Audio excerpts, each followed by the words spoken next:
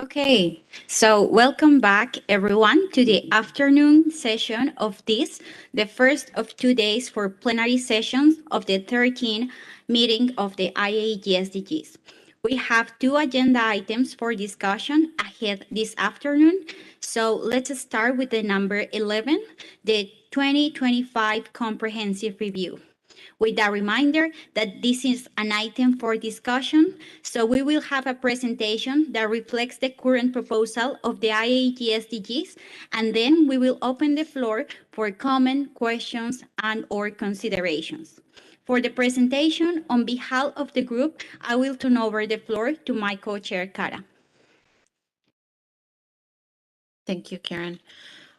Okay, so the 2025 comprehensive review, as you know, will need to be finished for the commission in March 2025. So we don't start in 2025, we're finished by 2025. Next slide, please. So we're going to look at the background information from the 2020 comprehensive review because that will help guide us. Some guiding principles and criteria. We'll look at what we did in 2020 and other consideration, including proxy indicators that have been proposed by FAO and current feedback from the IAEG members on FAO proxy indicators. Okay, so the recommended timeline. Throughout 2023, the group will prepare guiding principles and specific criteria for the 2025 review. Between January and March 2024, the group will prepare a review framework containing possible deletions, replacements, adjustments, and additions based on previous analysis and assessments, with assistance, of course, from the Secretariat. In May 2024, we'll have an open virtual meeting to conduct a final progress review of the indicators to determine whether they can be maintained in the list or deleted. And between June and August 2024, we'll undertake open consultations on the preliminary list of those deletions, adjustments, replacements, and additions.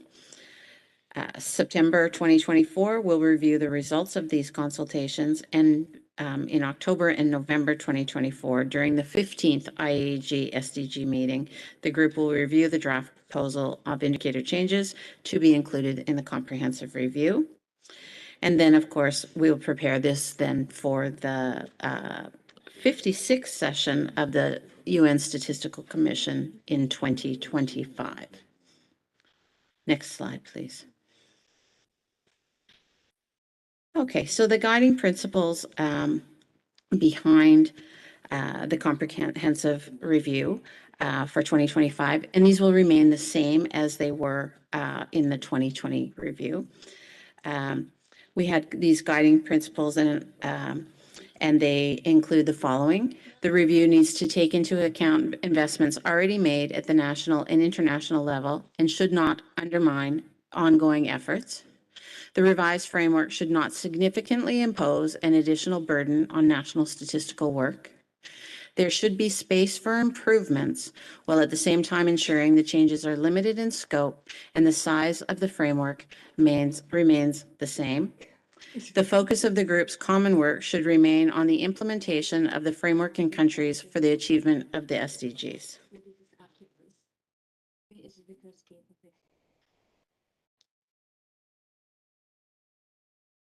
Okay, so specific criteria for the implementation of the 2025 comprehensive review.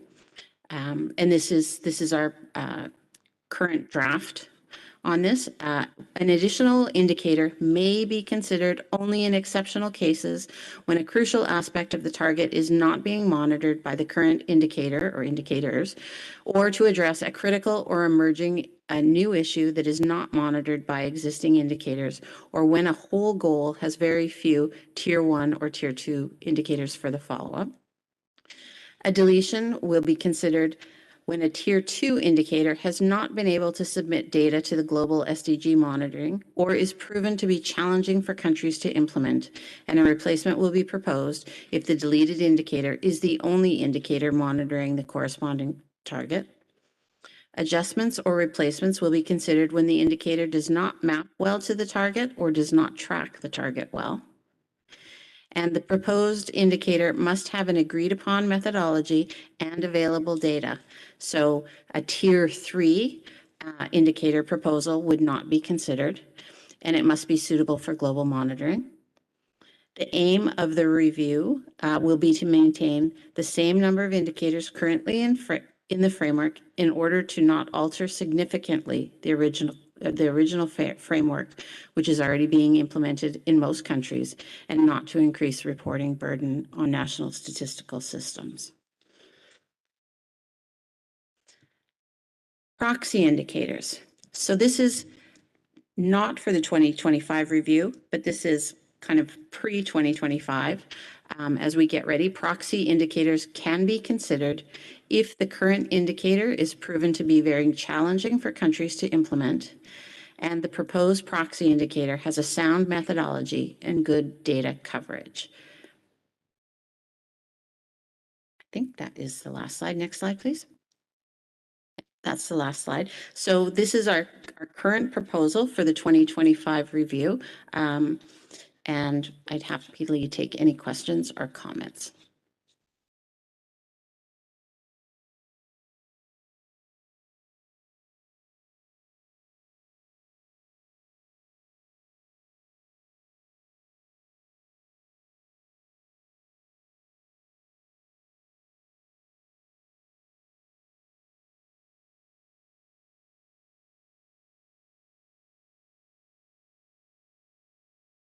Well, so first we have UNODC, then WHO. Thank you. Just maybe a question or a comment on this issue of deletion of indicator that do not have data or that are likely not to provide data by 2030. And since in UNODC we are custodian of few of those indicators, and so a question is that we have invested a lot in terms of methodological development, and particularly I would say for the goal 16 that remains in all assessment that I have seen on the production of SDG indicators. Goal 16 remains the goal that has less data available. But in a way, also represent the goal where there has been an area that has been underdeveloped, if you want, in national statistical system, being justice, being relating to governance. And so in that sense, there has been and continues to be a lot of investment, like, for example, together with your agency, you will hear tomorrow from colleagues, we have developed also together a survey module in order to implement indicators of goal 16. But these are efforts that are not going to pay off in 2 years or in 1 year. And so it's just that what kind of consideration we can make, and the balance between understanding that probably for some indicator we may not have data for 2030, but it's also important that we don't undermine all the efforts that have been done in building, in this case, I'm thinking about goal 16, in building also areas of statistics that have been underdeveloped for many years. So is a plea, a comment or a question back to you.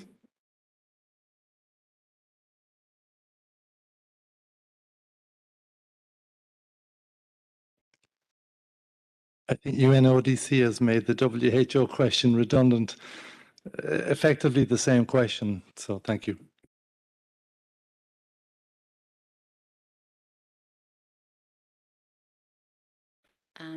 Thank you, Angela and Steve.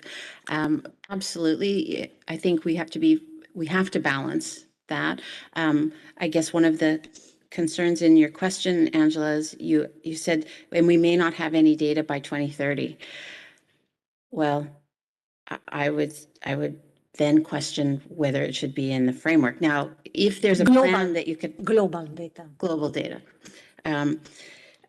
I guess we'd need to see a plan for where you think you can be as quickly as possible, and then understanding that even a survey module, you can do the survey module, but it still might take 2 years before the results to come out. That's one of the challenges with that. So that's a point taken, and I think we will have to balance that not just getting rid of tier 2 indicators, but seeing where we are and what is the progress being made on those. Okay, now we have the Center for Socioeconomic Development, and after that, OECD. Thank you, Madam Chair, for giving me the floor. I'd like to come back to what you just told us and shared with us about the additional indicator, if ever there could be an additional indicator. I'd like to put to the attention to everybody, there is at the moment, when we look at 1717.1, has been divided into two. One part are the so-called physical infrastructure PPPs, and the others are the social infrastructure PPPs. That means education, health, and also public services. By splitting that into two groups, it was possible to move one to tier two. The rest is an orphan. Nobody is taking care of that. Now, I think this is really a concern because, as you know, the number of developing and least developed countries who are highly indebted has increased. In other words, they're busy paying interest rates and principals to their lenders. There's not much money left to do social infrastructure investment.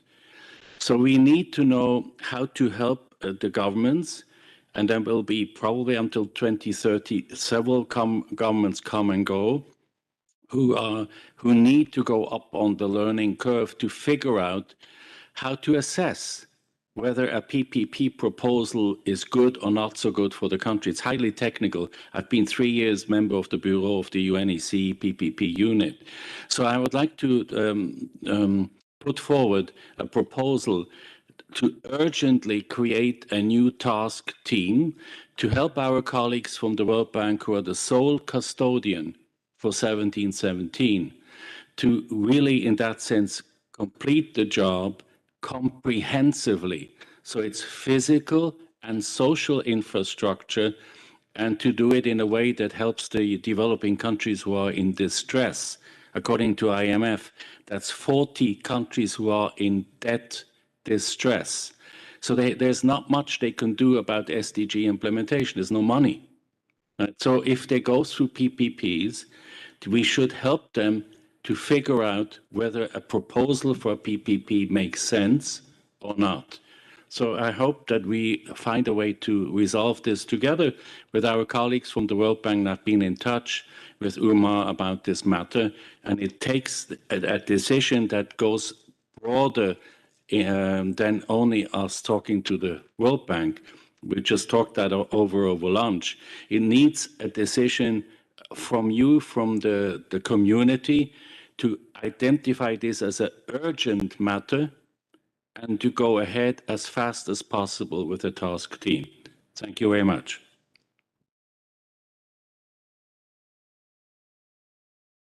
OECD. Thanks very much for giving me the floor. It's more of a question. If I understood correctly, you said that the Bureau of the IAEG members will first review the framework and then there will be an open consultation. Do custodian agencies will have an opportunity if there's, I mean, I know that I have some colleagues in the OECD that may be very interested about proposing some indicators on very specific areas that may cover non-OECD countries. Is there an opportunity at some point, or this will be done only within the IAEG members, this first phase of consultation? Thanks. UNICEF, please. Thank you. I have 2 questions and 1 comment. The first is around the tier 2 deletion as well. I was wondering if you can clarify the wording right now makes it seem like tier 2 indicators will be considered for deletion if they're not able to submit any data. But I was just wondering, has there been discussion on, are we looking at 0, or are you looking to delete tier 2 indicators, for example, that has 30% coverage that hasn't met the 50%? So that's a question. My second question is, if there is an existing indicator and there is a proposal to add an age disaggregation, would that be considered an additional indicator or an adjustment to the indicator? And my one last comment is, some of our indicators in tier 2 don't have 50% coverage, mainly because it's not relevant for all countries. So for example, 6.2.1b on having water and soap in households isn't really something that's collected in high-income countries, but we could come up with a proxy for high-income countries.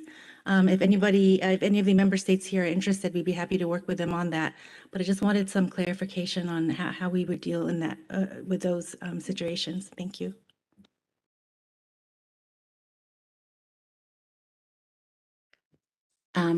Thank you for the question. So I'll start over here.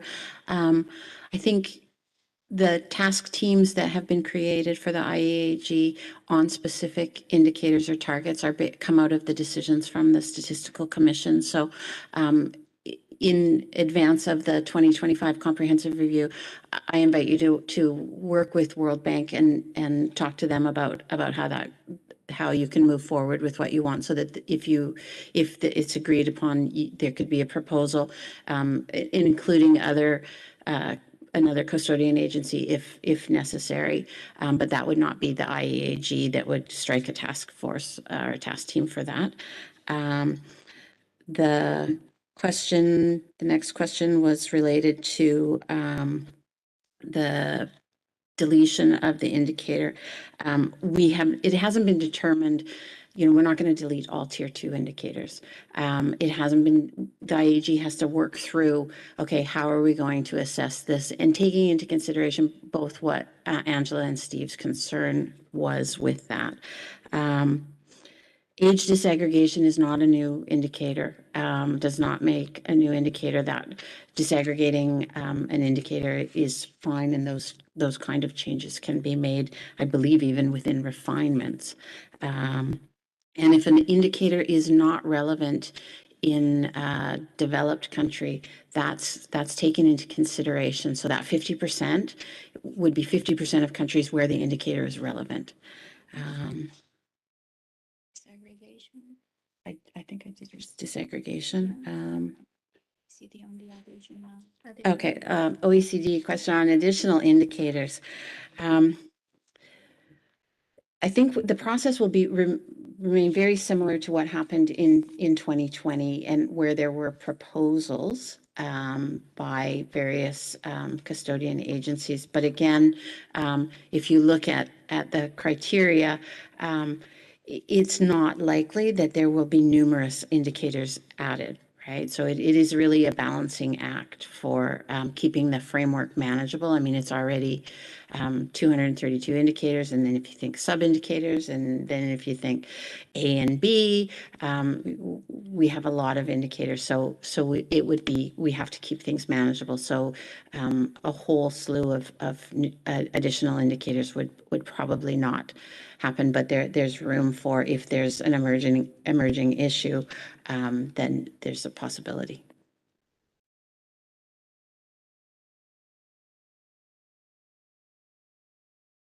UNEP, please.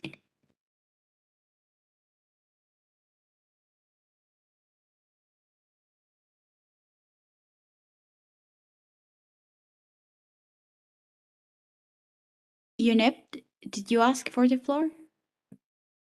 Okay, sorry. Danish. The Danish Human Rights Institute. Thank you very much for these clarifications about the comprehensive review process. I have a question related to what was even mentioned before, or earlier in the morning, that we'll be discussing tomorrow as well, in regards to these initial efforts that we are starting to look at non-official data, and how does this interact with the review process in terms of looking at indicators that we don't have data yet, but that could potentially come from these efforts of looking at other data sources that we haven't had the chance to look at yet.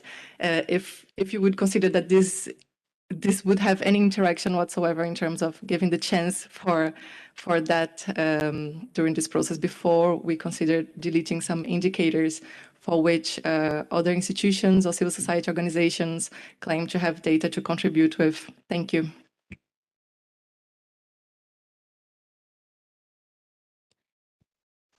Thank you for your question. I think think it could be possible to look at alternative data sources, but there's a lot of issues in terms of validating quality. What were they gathered for, bias, those kind of things. So it would be really important that if you and can it be used for global monitoring, right?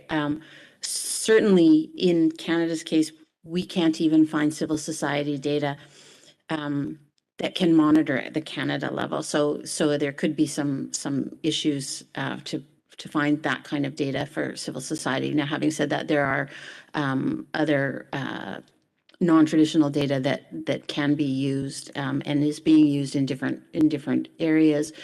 Can it be used for a global?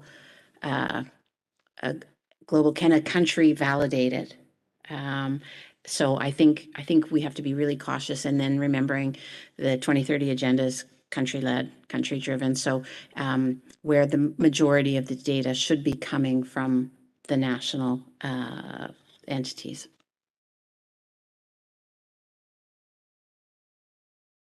India. Thank you. I have a question on the next slide, not for this, regarding the proxy. What will be the status of that proxy vis-a-vis 2025 comprehensive review? What happens if that proxy indicator works well? Then what will the status of the original indicator?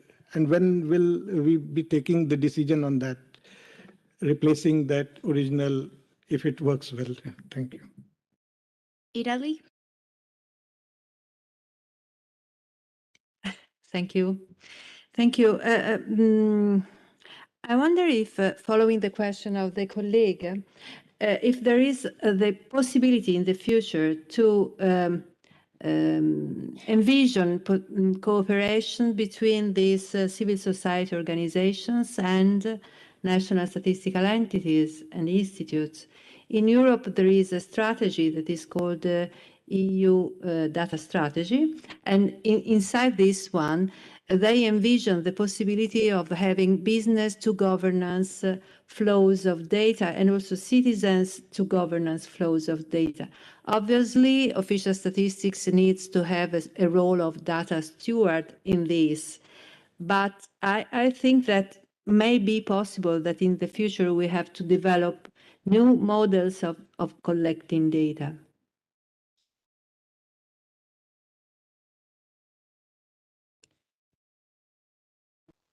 Okay, so the question from India. Well, I thought it was a simple answer when we talked about proxies, but having had some discussions before lunch, I realize it's not that simple of an answer. I think the group originally thought that the proxy, if we use the proxy now, it would become a replacement for an indicator that there wasn't enough data for in the 2025 review. I think we're talking about the FAO proxy right now. And so Pietro has kindly agreed to present to the IAEG both on the proxy indicator and the original indicator and where that progress is. And then we'll have to discuss. So I don't have a firm answer on that right now. Italy, the question about developing new tools, absolutely. I think that it is important to develop new tools. I know that Canada and the United Kingdom have developed quality assessment tools for examining civil society data and whether it can be used for SDG reporting. And the expert meeting on citizen-generated data that's Thursday and Friday, we'll talk about that too. But I think more and more, if we can get that data and play that data steward role, where we can validate the information, help civil society with how they collect and curate data, it will only benefit everyone. Thank you. And also, I want to add from the point raised by Italy that this is completely possible, but it also depends on the national statistical system. For example, in Colombia, we have already acknowledged as official data all that we currently are producing as experimental statistics that involves the work with non-traditional sources of information and or non-traditional methods, and that includes civil society.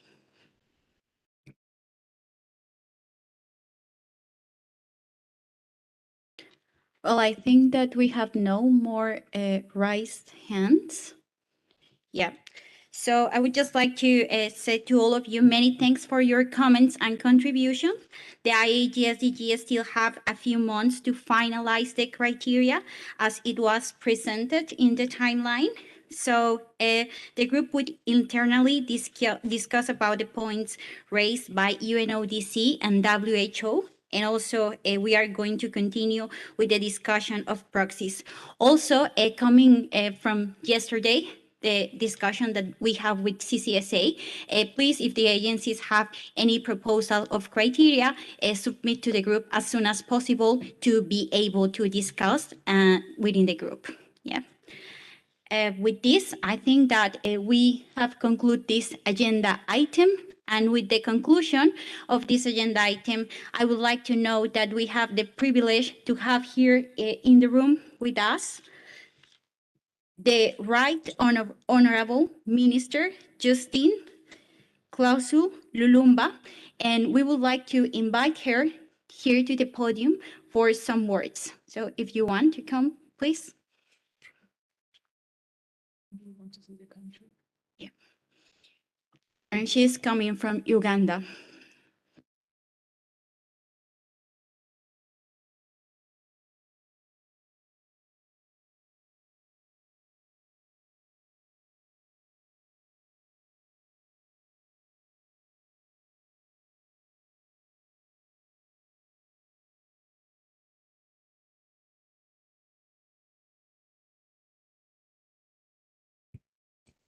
Thank you so much.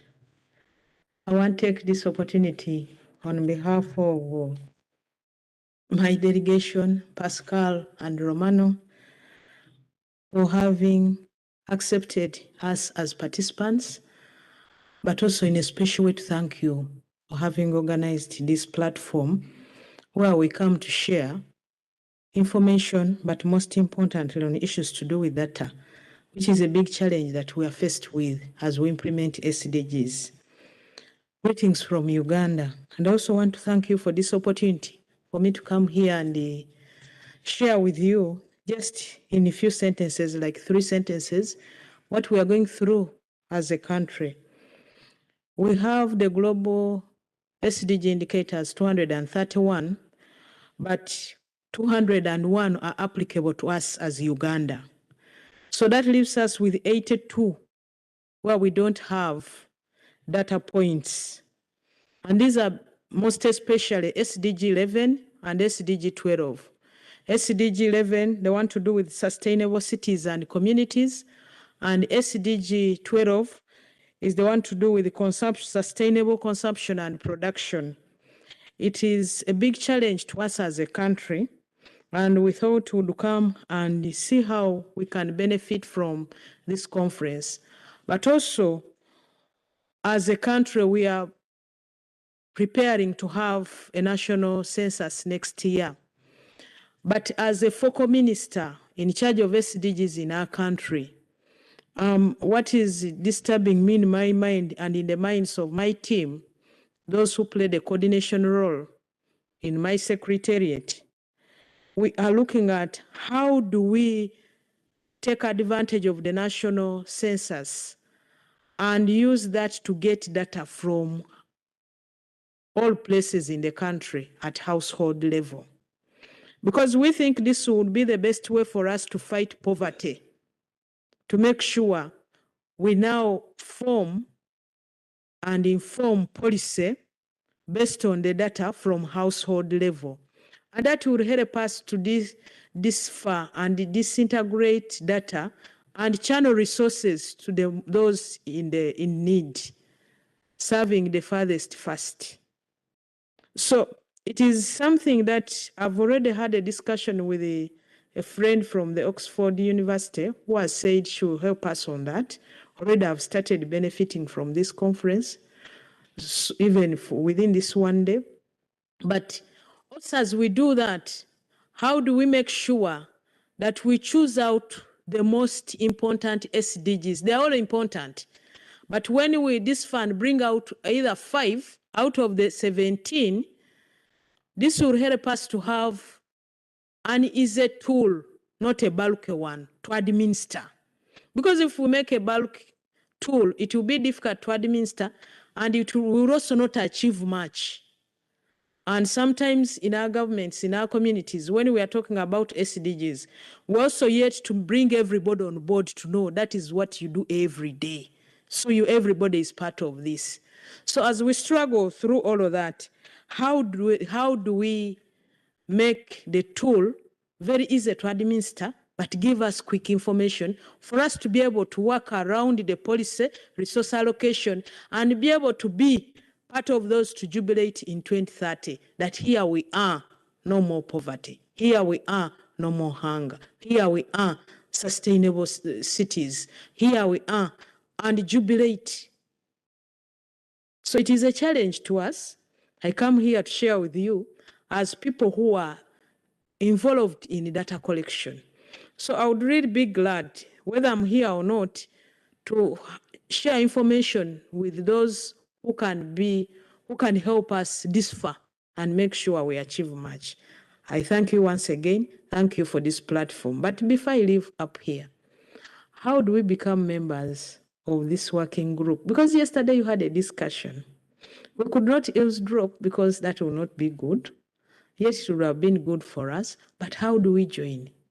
We are ready if you keep the doors open. Thank you so much.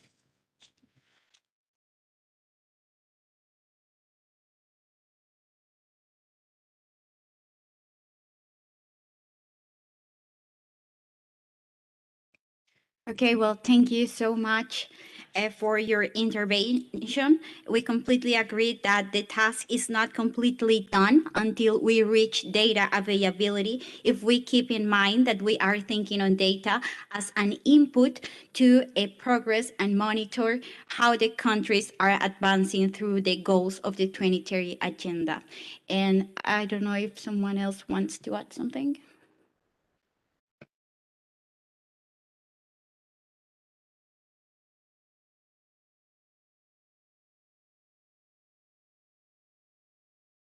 Okay, human rights, please. Yes, thank you. Just a quick reply to Justice Lumumba. Actually, want to say hello. I think I've met her in person a few years back. So just wanted to say that from OHHR part, we are supporting Uganda. We have a memorandum of understanding among the Office of the Prime Minister, the Statistics Office, and the Commission on Human Rights. And part of the work that we're doing is applying a human rights-based approach to data, including the census. So there has been some joint work under that memorandum of understanding. And of course, we commit to continue supporting the different ministries there in Uganda.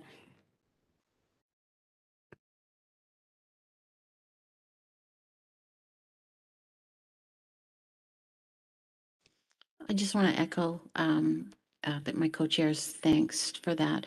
Sometimes when we get into data and metadata, we forget we're talking about people's lives. And so I think this was a really wonderful reminder to us that our work is important, and that, you know, those data and statistics, they provide the foundation, and they also provide the information necessary for countries to be able to work towards achieving the goals. So thank you very much for that.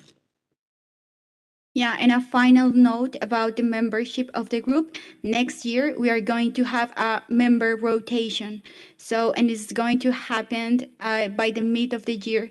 So we have established an established mechanism through the regional commission. So just stay aware in the first part of the year, like in the at the end of the first quarter, it should be start the regional consultation. So you can propose yourself to your regional commission to be part of this group.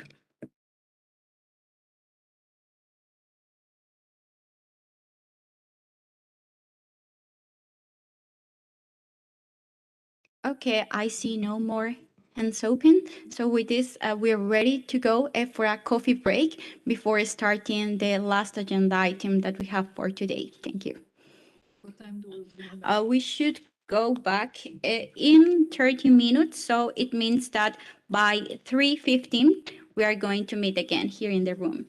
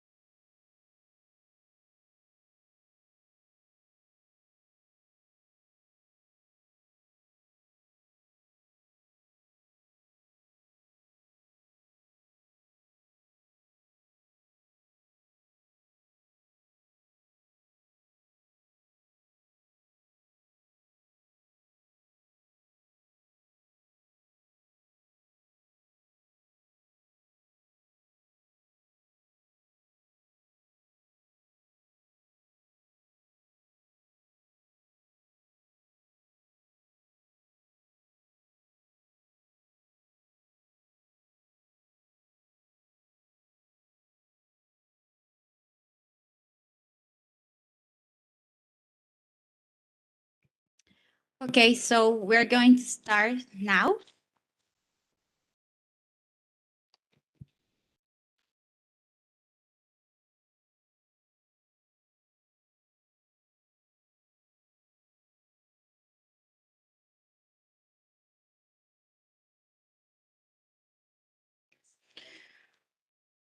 Well, we are ready now to go to the agenda item number 12.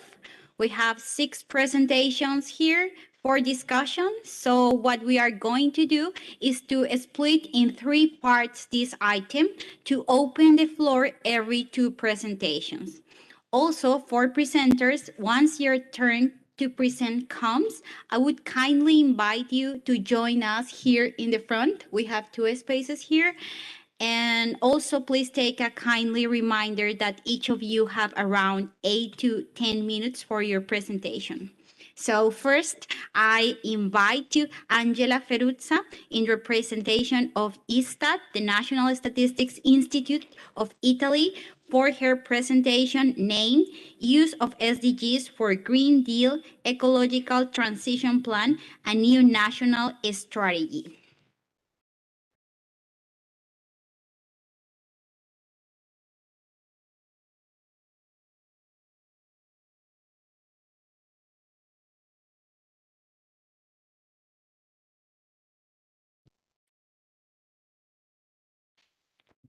Thank you, Madam Chair, and good afternoon, everybody.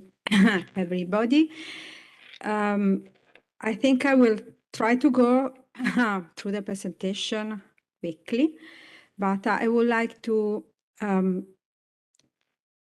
suggest to think to 3 key concepts looking at the presentation.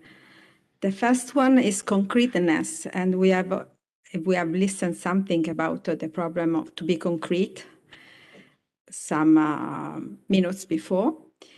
The second one is that the improvement could be and has to be step by step, and this is one of the important things in the case of SDGs.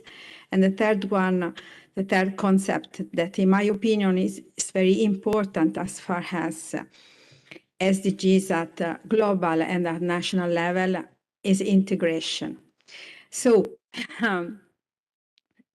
the integrated approach, in fact, was used in the case of SDGs in Italy, and we worked a lot.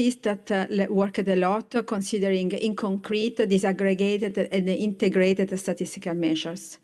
We began, of course, in 2016, and you can see in the picture that we, step by step, go through the SDGs framework and improve and increase our production of indicators and also our production of statistical measures. So a step-by-step process that was good also for the statistical production in general. The last dissemination was in October, and at the moment we have in the system more than 300 indicators that cover, from a national point of view, 138 United Nations SDGs indicators. The next, please. And we disseminate every year, twice a year, an update of the indicators, and we have every year report in Italian and a report in English. Next, please. And also we had this kind of dissemination system, this dashboard, where we have all the indicators and where it is possible for everybody to have tables and graphs. The next, please. The integrated approach was important instead. In fact, we have integration among well-being and sustainability system and the disaggregation to put in concrete. So concreteness is the word that I mentioned at the beginning. Put in concrete means to increase the disaggregation, to leave no one behind. And so, I mean, we had, for example, more than 200 statistical measures at territorial level of region, or we have 123 statistical measures that consider the gender. And this is to put in concrete the word to leave no one behind. Next, please. The experience that ISTAT had was related also to the use of a SDG system in Italy, considering different political strategy. The first of all, of course, is related to the National Sustainable Development Strategy, and it was important to have a statistical technical group that concentrated the attention on which statistical measures could be used, because the important thing was in this case to have a methodological approach to select some of these statistical measures. And so the experiences of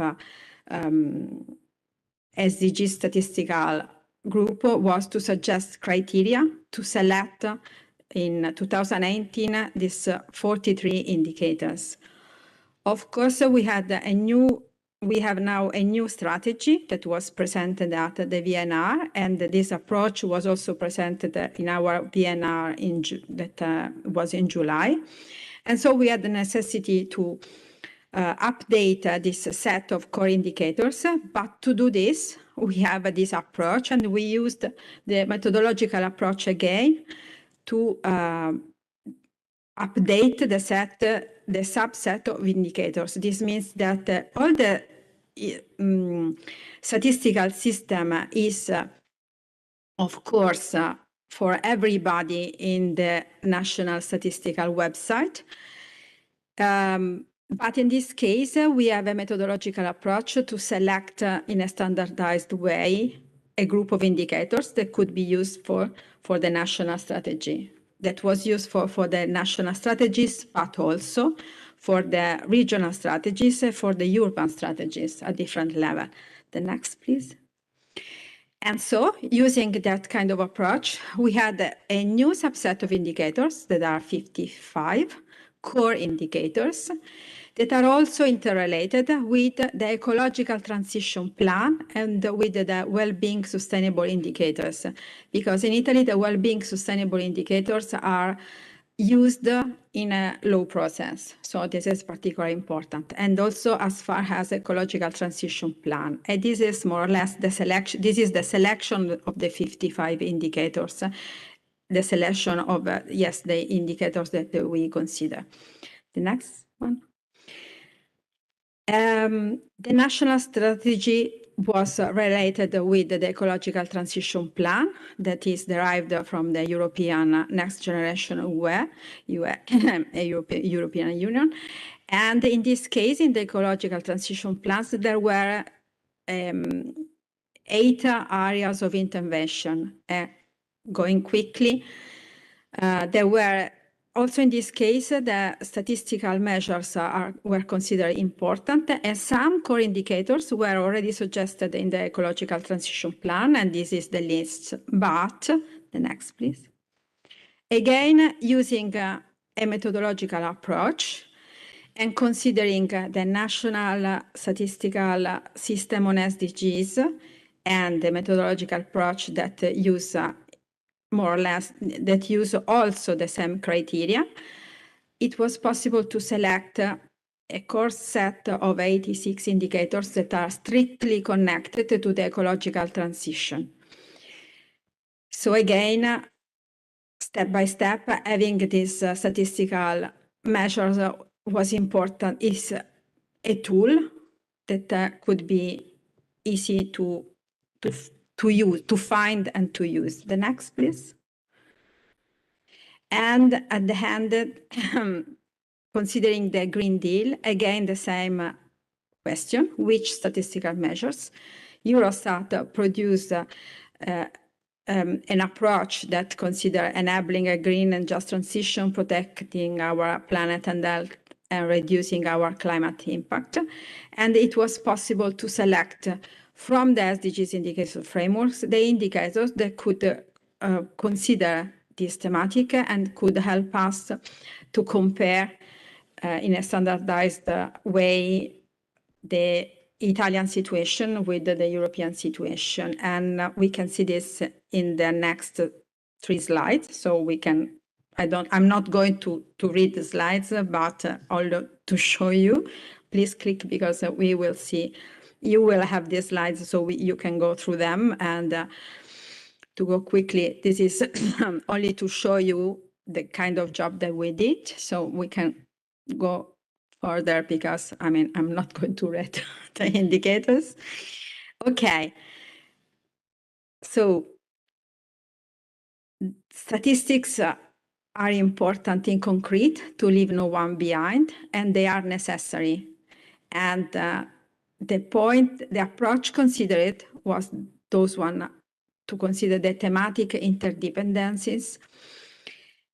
And in this case, the interdependencies among Green Deal, ecological transition plan, and the sustainable development strategies to have concrete tool to work on this. And the last one. This gives us the possibility step by step to enrich the statistical information mosaic and to put a lot of attention from global to local. Geostatistical analysis are a factor of integration of economic, social, and environmental statistical measures for sustainability, and of course also of economical, social, and environmental matters, not only statistical measures.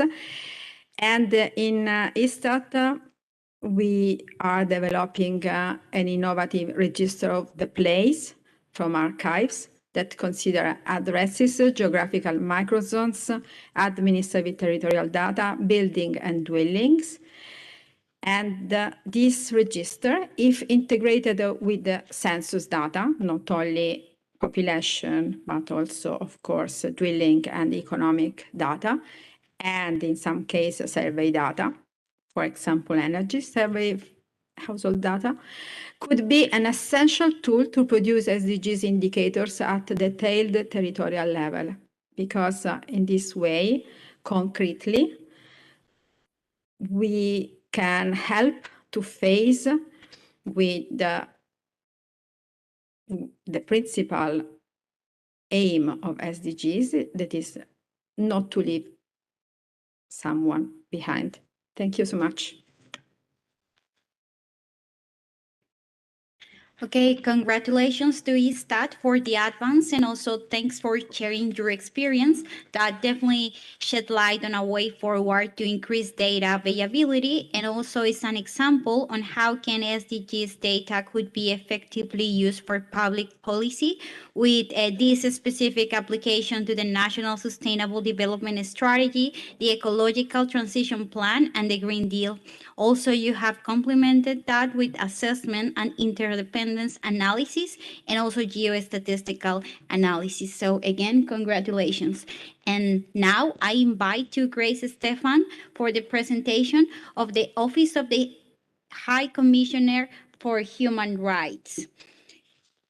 This presentation is named Estimating Conflict-Related Deaths for SDG 16.1.2 and Strengthening National Data Collection for SDG 16.7.1.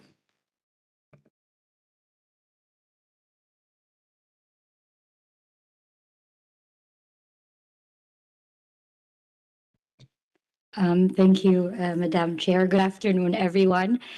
So I will be presenting to you 3 country examples which really highlight the impact of how the inclusion of these indicators in the SDG Global Indicators Framework has opened doors for the human rights community to do our work better, to align development work at the country to the human rights obligations of countries, and further strengthening human rights promotion and protection at the country level. So the first case is the work that we have done in Syria on conflict-related deaths. So if you would recall, this is a summary of the methodology that was approved by the IAEG-SDGs for this indicator 16.1.2 on number of conflict-related deaths. So we have been reporting on the number of documented deaths on the 12 most deadly armed conflicts since 2018. And part of the methodology is also to look at possible estimation techniques of undocumented deaths, so meaning deaths that were not recorded and verify. And there could be many reasons why there are deaths that are not recorded during armed conflict. It could be under capacity by the recorders, or many reasons why sometimes they're being hidden. So and it would really depend on the data availability and the quality of data. And so I wanted to present to you kind of like a pilot that we have done for the conflict in Syria on how we would estimate these undocumented deaths. So and this request really came from the Human Rights Council. That's the intergovernmental body on human rights, composed of 48 member states. They have asked us to fully assess the number of people killed as a result of 10 years of conflict in Syria. And so if we have not done the methodological and data collection work under SDG indicator 16.1.2, we would not be able to do this work and present a report to the Human Rights Council. And so how did we do it? Next slide, please. So yeah, it really started with the data that we have received from the Syrian government at the beginning of the conflict. And of course, we have triangulated that with data that our office, through our monitoring, human rights monitoring work, have recorded in this 10 years, in this course of the 10 years of conflict. And plus we have partnerships with civil society organizations that have worked on the ground. They have put their lives at risk in this 10 years of conflict to continue documenting conflict-related deaths. So we had data sharing agreements with them, and this data we also use for the data for the SDG reporting. So we begin with documented deaths. So these are deaths that are verified, and each one of them have a name, place, and location of death. So they are disaggregated by year, sex, age, governorate, and also the cause of death. So the type of weapon, so whether it's small arms or light weapons, heavy weapons, chemical weapons. So we were able to produce those information in this report, and the actors that are alleged to have caused the death. And for the first time, we're also able to, thanks to statistical estimation techniques, able to identify how much of these deaths are civilian deaths. So in this report, we will not able to include the number of indirect deaths. So these are the deaths that are resulting mainly from loss of access to essential goods and services that was caused or aggravated by the conflict. This is future work that we plan to do. So using statistical estimation, we are able to have an estimate of the undocumented civilian deaths. This is, of course, the interest of the Human Rights Council, because they have the mandate to protect civilians in armed conflict. And we have disaggregation by year, sex, age, in governorate. So next slide, please. So yeah, so there are from casualty records, how do we produce statistical estimates? And we did it in 4 steps. This is detailed in the report, so I invite you to read those reports, but we begin really with data processing. So from all those data sources, I think we had about 1 million, more than 1 million cases that we needed to deduplicate. We wanted to make sure that they are not the same deaths that we are counting. And so we use, and through partnerships as well, we partner with the Human Rights Data Analysis Group, which is a non-profit organization composed of human rights statisticians based in San Francisco. We use record linkage to deduplicate that data. And the next step is to use imputation process. This allowed us as well to make use of other incomplete information, especially on the civilian status, which is very difficult for our data recorders to record, especially when the violence are so high. So we use imputation techniques to allow that. And lastly, we use the multiple systems estimation, MSC, to estimate the number of civilian deaths. So the results. So really, it allows us for the first time as an office to provide the number of documented deaths and also identify which of those deaths are civilian deaths. And we have, I think, in total, overall documented deaths of civilians to be 133,350 in this 10 years of conflict, and another 163,537 estimated undocumented deaths with 95% credible interval. So the extent of civilian casualties in the last 10 years of conflict represents a staggering 1.5% of the total population of Syria at the beginning of the conflict. And of course, so maybe next slide, that allows us also to give much more details on how this conflict impacts the lives of civilians. We have the data on the disaggregation by sex, age, governorate, what types of weapons are used, and the actors that are alleged to cause these deaths. And so also through estimation techniques, we can actually see and complete our understanding of the conflicts, because as you see here, as we compare the documented and the estimated, the documented civilian deaths mostly decreased after 2012.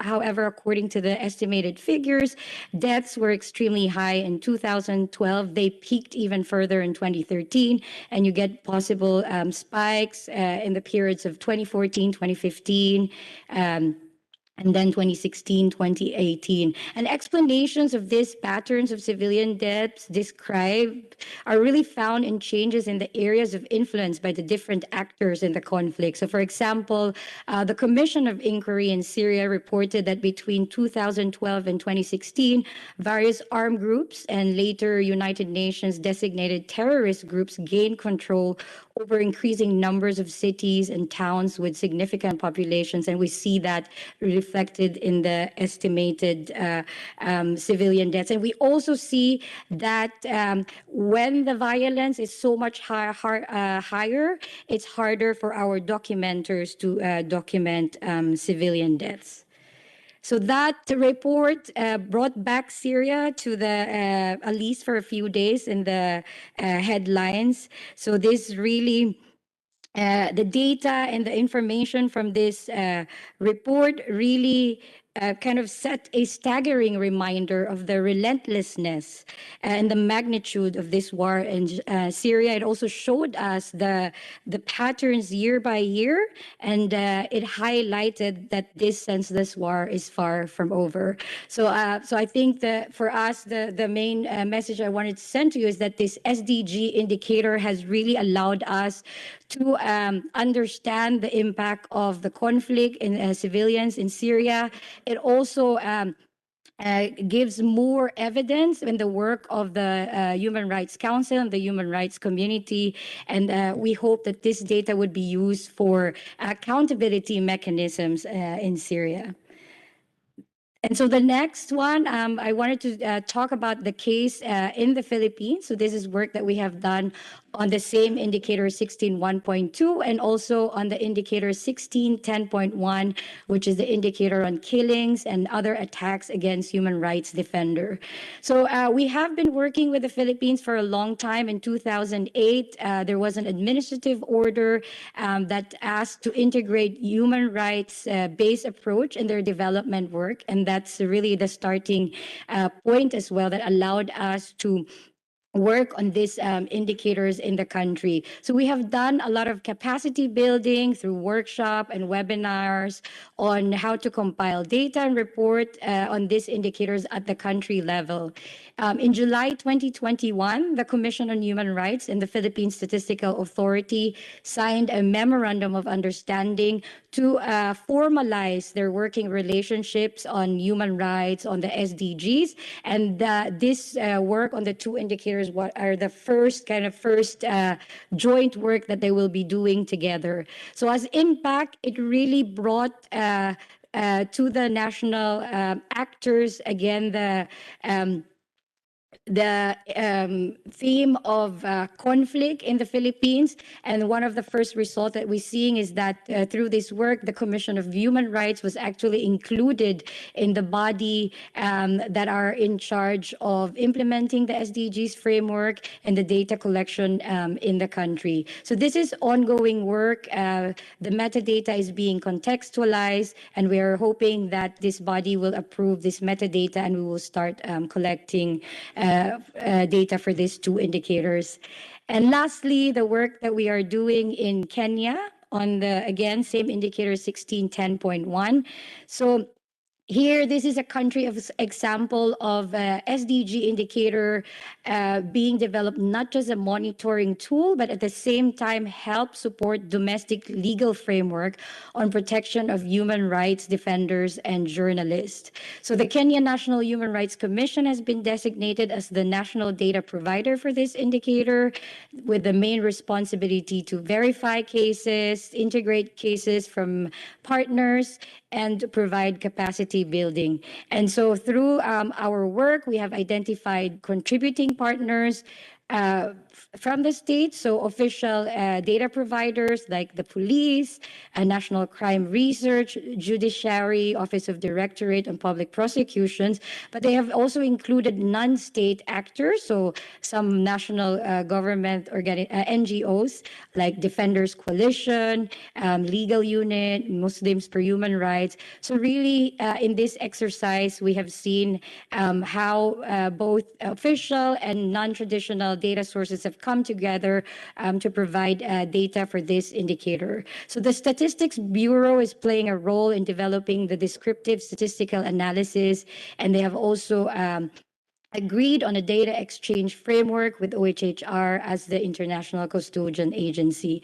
So the main message I wanted to share for this last two country work is kind of build on what Angela was saying earlier. So it might take years for these processes to lead to data, but already we see that in the capacity building, as countries try to contextualize the methodology, it has already impacted the human rights work and has opened doors for the human rights community to work closer with the data and statistics community in the country and also improve human rights work in the country.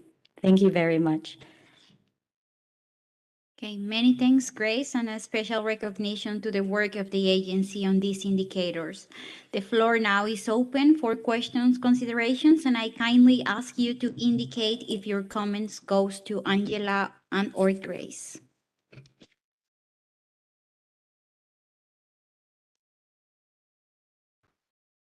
Okay, Malawi, please.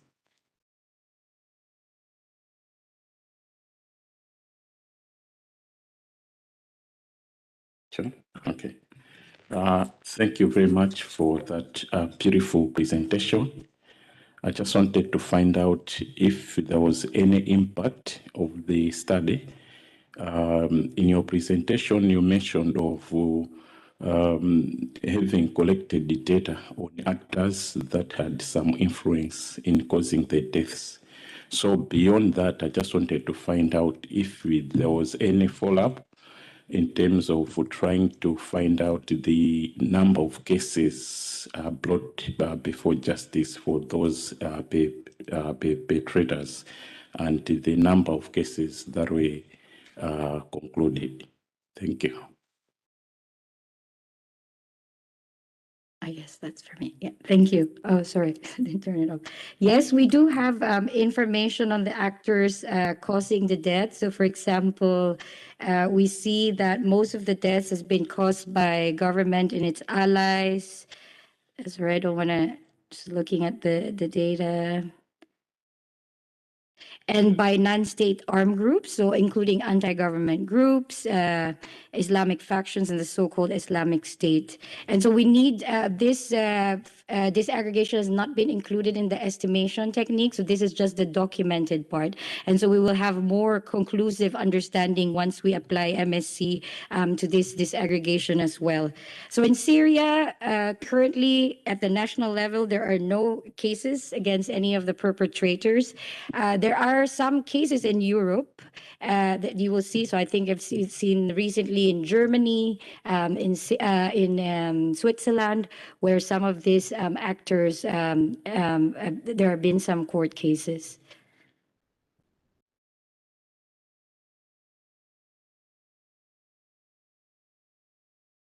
Okay, yeah, please. Susan, you have the floor. Thank you, Madam Chair. I have a question for Angela. In Italy, I think several of the cities and metropolitan areas are also doing voluntary local reviews. When you do your data collection, how could you describe to us how you work with them, and how maybe if you take on board data from cities in Italy, how do you verify the quality of the data that you might integrate into the national voluntary report?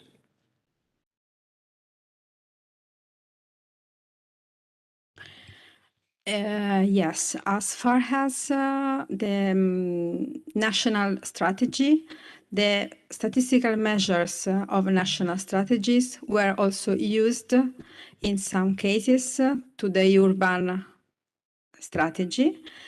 And they used, in most of cases, they used some of the statistical measures that came from urban statistical indicators that we produce. I mean, we have a survey in which we ask to the municipalities some information that are then used as to build some of these indicators. So some of these are produced considering this survey that is built in ISTAT, in the National Statistical Institute, and that asks to the municipalities this information, and there is a process of quality control on this data. And in this case, so these are quality checked data and information. I know that there are also other statistical measures that are not checked from us, but in this is the case in which, as I told before, we have a core statistical indicators that must be chosen with a standardized approach, and that could be used for all and are the basis for all the information. And there are also other indicators that every town decided could be good for them.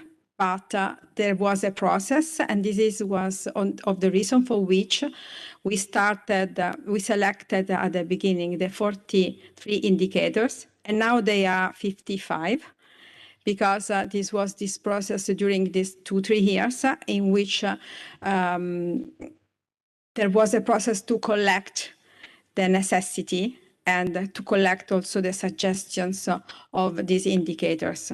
Of course, there are a lot of suggestions.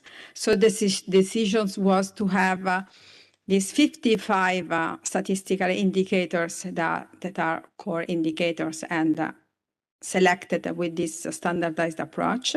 And there are together also another set of more indicators that are under processes, and in most of the cases, these indicators came from the urban.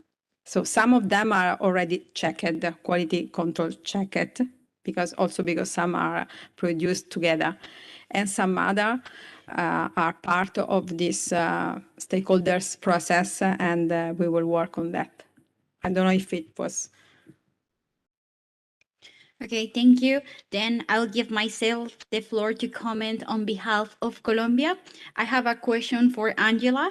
Is it possible to access to the methodological details for the interdependence analysis and for human rights and beyond the methodology presented? We really appreciate your work with us in the past years at the global agency level and also at the national agency level, since you have helped us Colombians with these two indicators that are of high relevance considering our conflict history.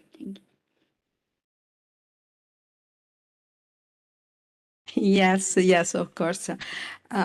We can. I can give you the references at least of the work that we did in the past report. But as I told, there is also there is not only the statistical work. There is also conceptual work that we did among the different frameworks, and this was the important things to consider together the goals, because otherwise it makes no sense. Thank you so much. Okay, well, thank you to you, and now you can. You want to add something? I just wanted to say that, yes, I could have included Colombia as another case study in this presentation. So your work there has also served as a model for the Philippines. I think they've asked for some meetings with you to learn about the process that you have set up as well for these two indicators. And we're committed, of course, to continue working until we get the data and we report in the SDGs reporting. Thanks. Okay, thank you. Now, so with many thanks, you can go back to your seat. With this, I would like to invite now to Neda Jafar, who in representation of United Nations of Economic and Social Commission for Western Asia is going to have a presentation named Improve the Coordination of National Statistic Systems for Effective Data Flow for SDG Monitoring.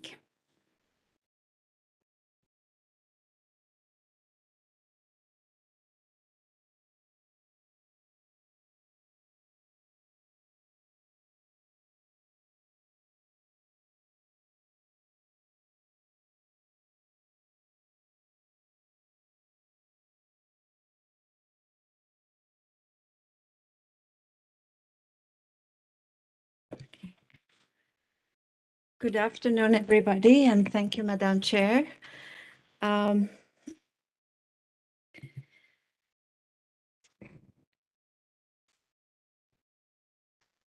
My presentation will briefly go over the national reporting platforms for SDGs and the tools that we have on the Arab SDG Gateway, with a focus on MARS tool and the ESQA SDMX converter.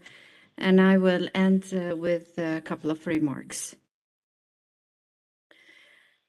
Upon member countries' request to ESQA to develop tools that assist member states to monitor SDG implementation at the national level, and to continue supporting Arab countries in developing national reporting platforms for SDGs, and follow up on capacity building efforts to increase data availability.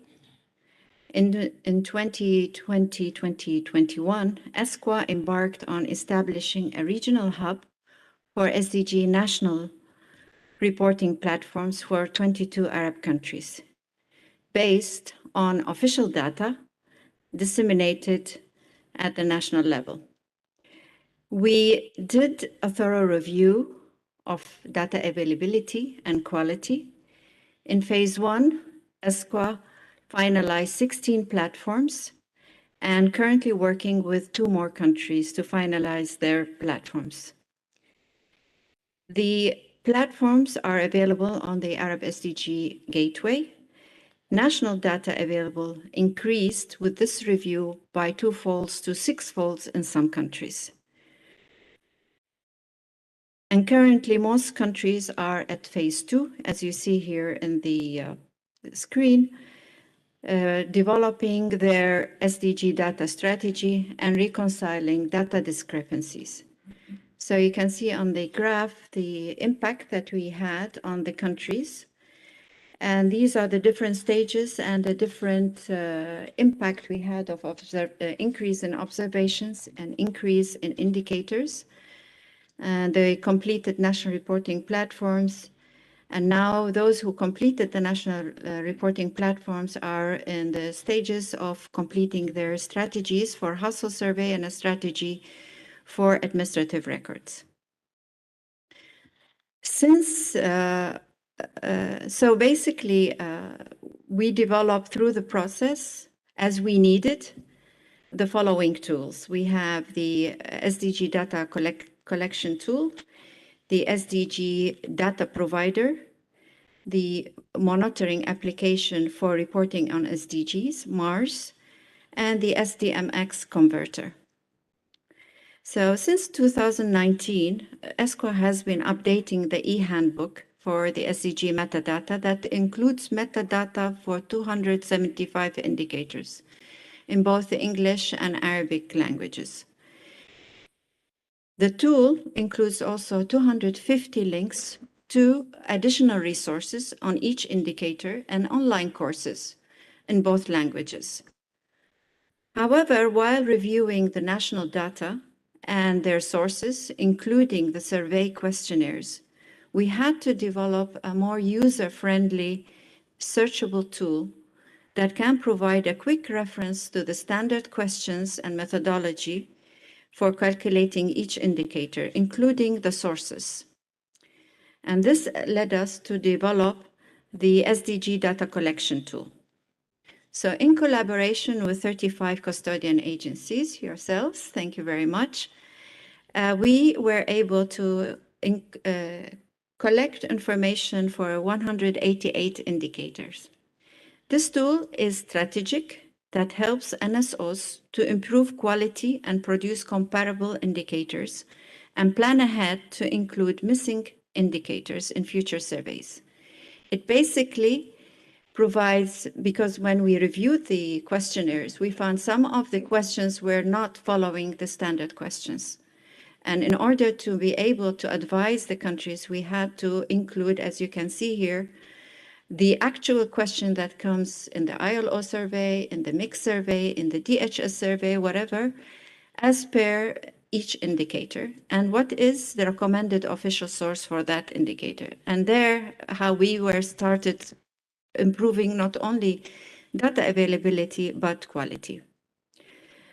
Moreover, the tool includes custodian agencies' data inquiries sent to member countries to collect data. That is usually from administrative sources. The aim is to provide NSOs with all data collection tools in one place to enhance awareness and increase data flow from all sources. So basically, the tool provide the sources on household surveys and the tools for the administrative records. Depends on the official source for that indicator. After that, we followed this by organizing 48 SDG webinars with 20 entities to improve the production and dissemination of 115 SDG indicators, basically to address methodological coordination of national statistical systems and data flow challenges, especially for those indicators that are well understood, less produced, or disseminated in the region. The webinars were attended by over 1,500 experts, and all materials are on the Arab SDG Gateway. However, these webinars just opened, like we say, the Pandora box, and it became very clear to all of us that the issue of data flow, not only at the global level, but it's also at the national level, that is causing the data gaps, causing data duplication of effort and discrepancy in what is being reported and disseminated at national levels also. And also with international sources. For example, some countries who are producing DHS or mixed surveys, they are and this is done with UNICEF or USAID, and they are reporting different data than those reported in the official reports. After several bilateral meetings, and to be exact, we had so far 150 bilateral meetings with all the countries that we're working with to establish the national reporting platform, our analysis shows. Here, I show the graph where we started with each country. The light blue is how much data they had. Then after data mining, plus country data that was available in the global SDG database and not with the NSO, plus other. So we were able to collect all this data, national data, not available at the NSO, and added it on top of what they had originally and increased the data. However, all this effort did not yield 100% of closing the data gap. As you can see, the orange is showing still a data gap. So now we have two issues. The issue of how not to repeat, how to capture the dark blue data that is going directly to the UNSD and get the NSO more involved, more proactive in managing this data flow, to make use of it at the national level for the national policymakers, and also to tackle the issue of the missing data gaps. And this was supposed to be the collaboration we had with you, the agencies, when we had the series of SDG webinars. But then, when we did the SDG webinars, we did invite the NSOs and requested them to invite their counterparts from the ministries. But because they didn't know who they were, the experts who produced these SDG data in most cases, we didn't get a very focused and targeted training of webinars. Unless you know your data provider and the expert, we will not be able to close these data gaps. And here, again, we, in collaboration with 40 agencies, yourselves, thank you again, provided ESCWA with the first input of the national data providers that they were receiving data from. So ESCWA developed the Arab SDG network of data providers of the National Statistical System. The portal of the SDG data provider is a live and dynamic source that aims to improve transparency and accountability, including the timely flow of SDG data. It specifies for each indicator in each country, the expert in a ministry. It also identifies the NSO experts that could help him and the custodian agency focal point. So if one of these experts needs help, needs capacity development, he knows who to contact. He knows who to reach to, and the custodian agencies yourself, you know who to train, and you know how to reach this person.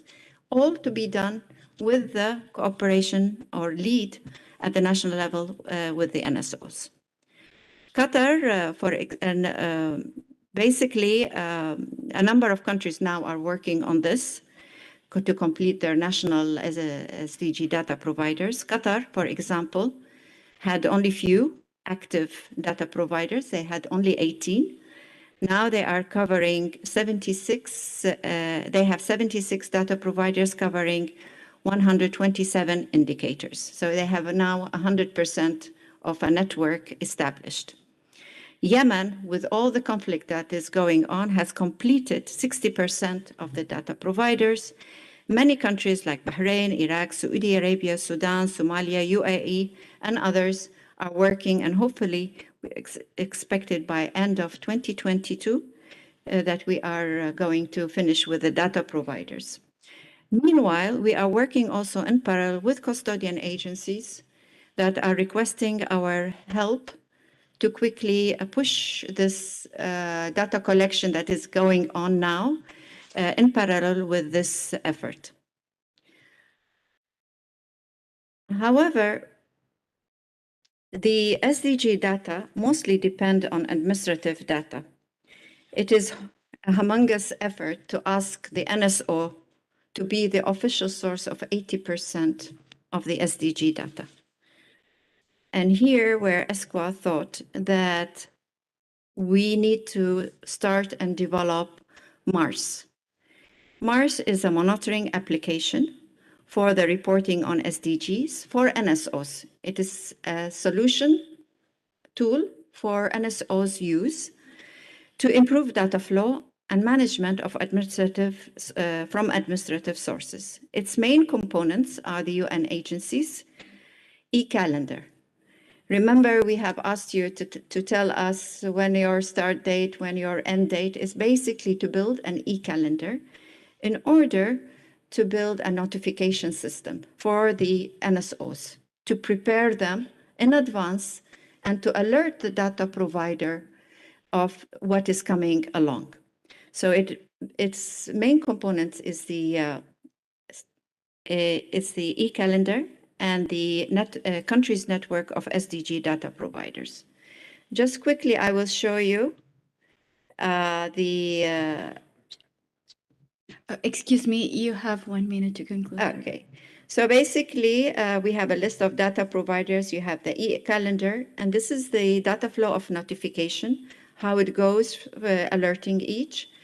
And the role is cleared for the administrator, for the NSO coordinator, and for the data provider at the ministry level. And through that, basically, it tells them you can upload the inquiry. It needs verification. It needs to be, and so forth. So you can see this system on the last one I want to talk to you about is the ESCWA SDMS converter for SDGs.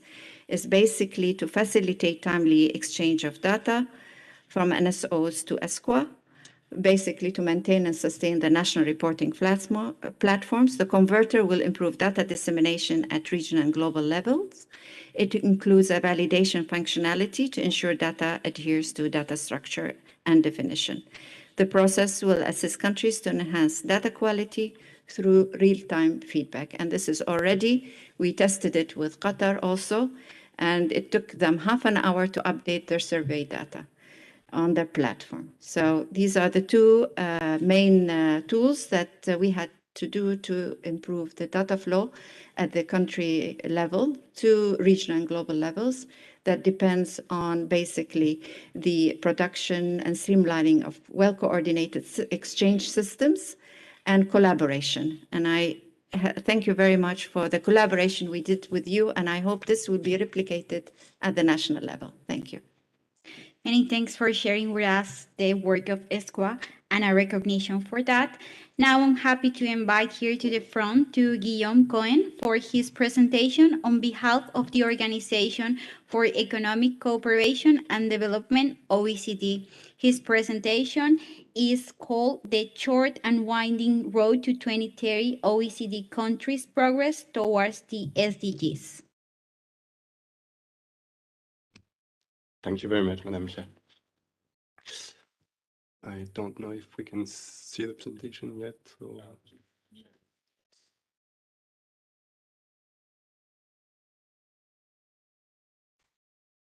Thank you.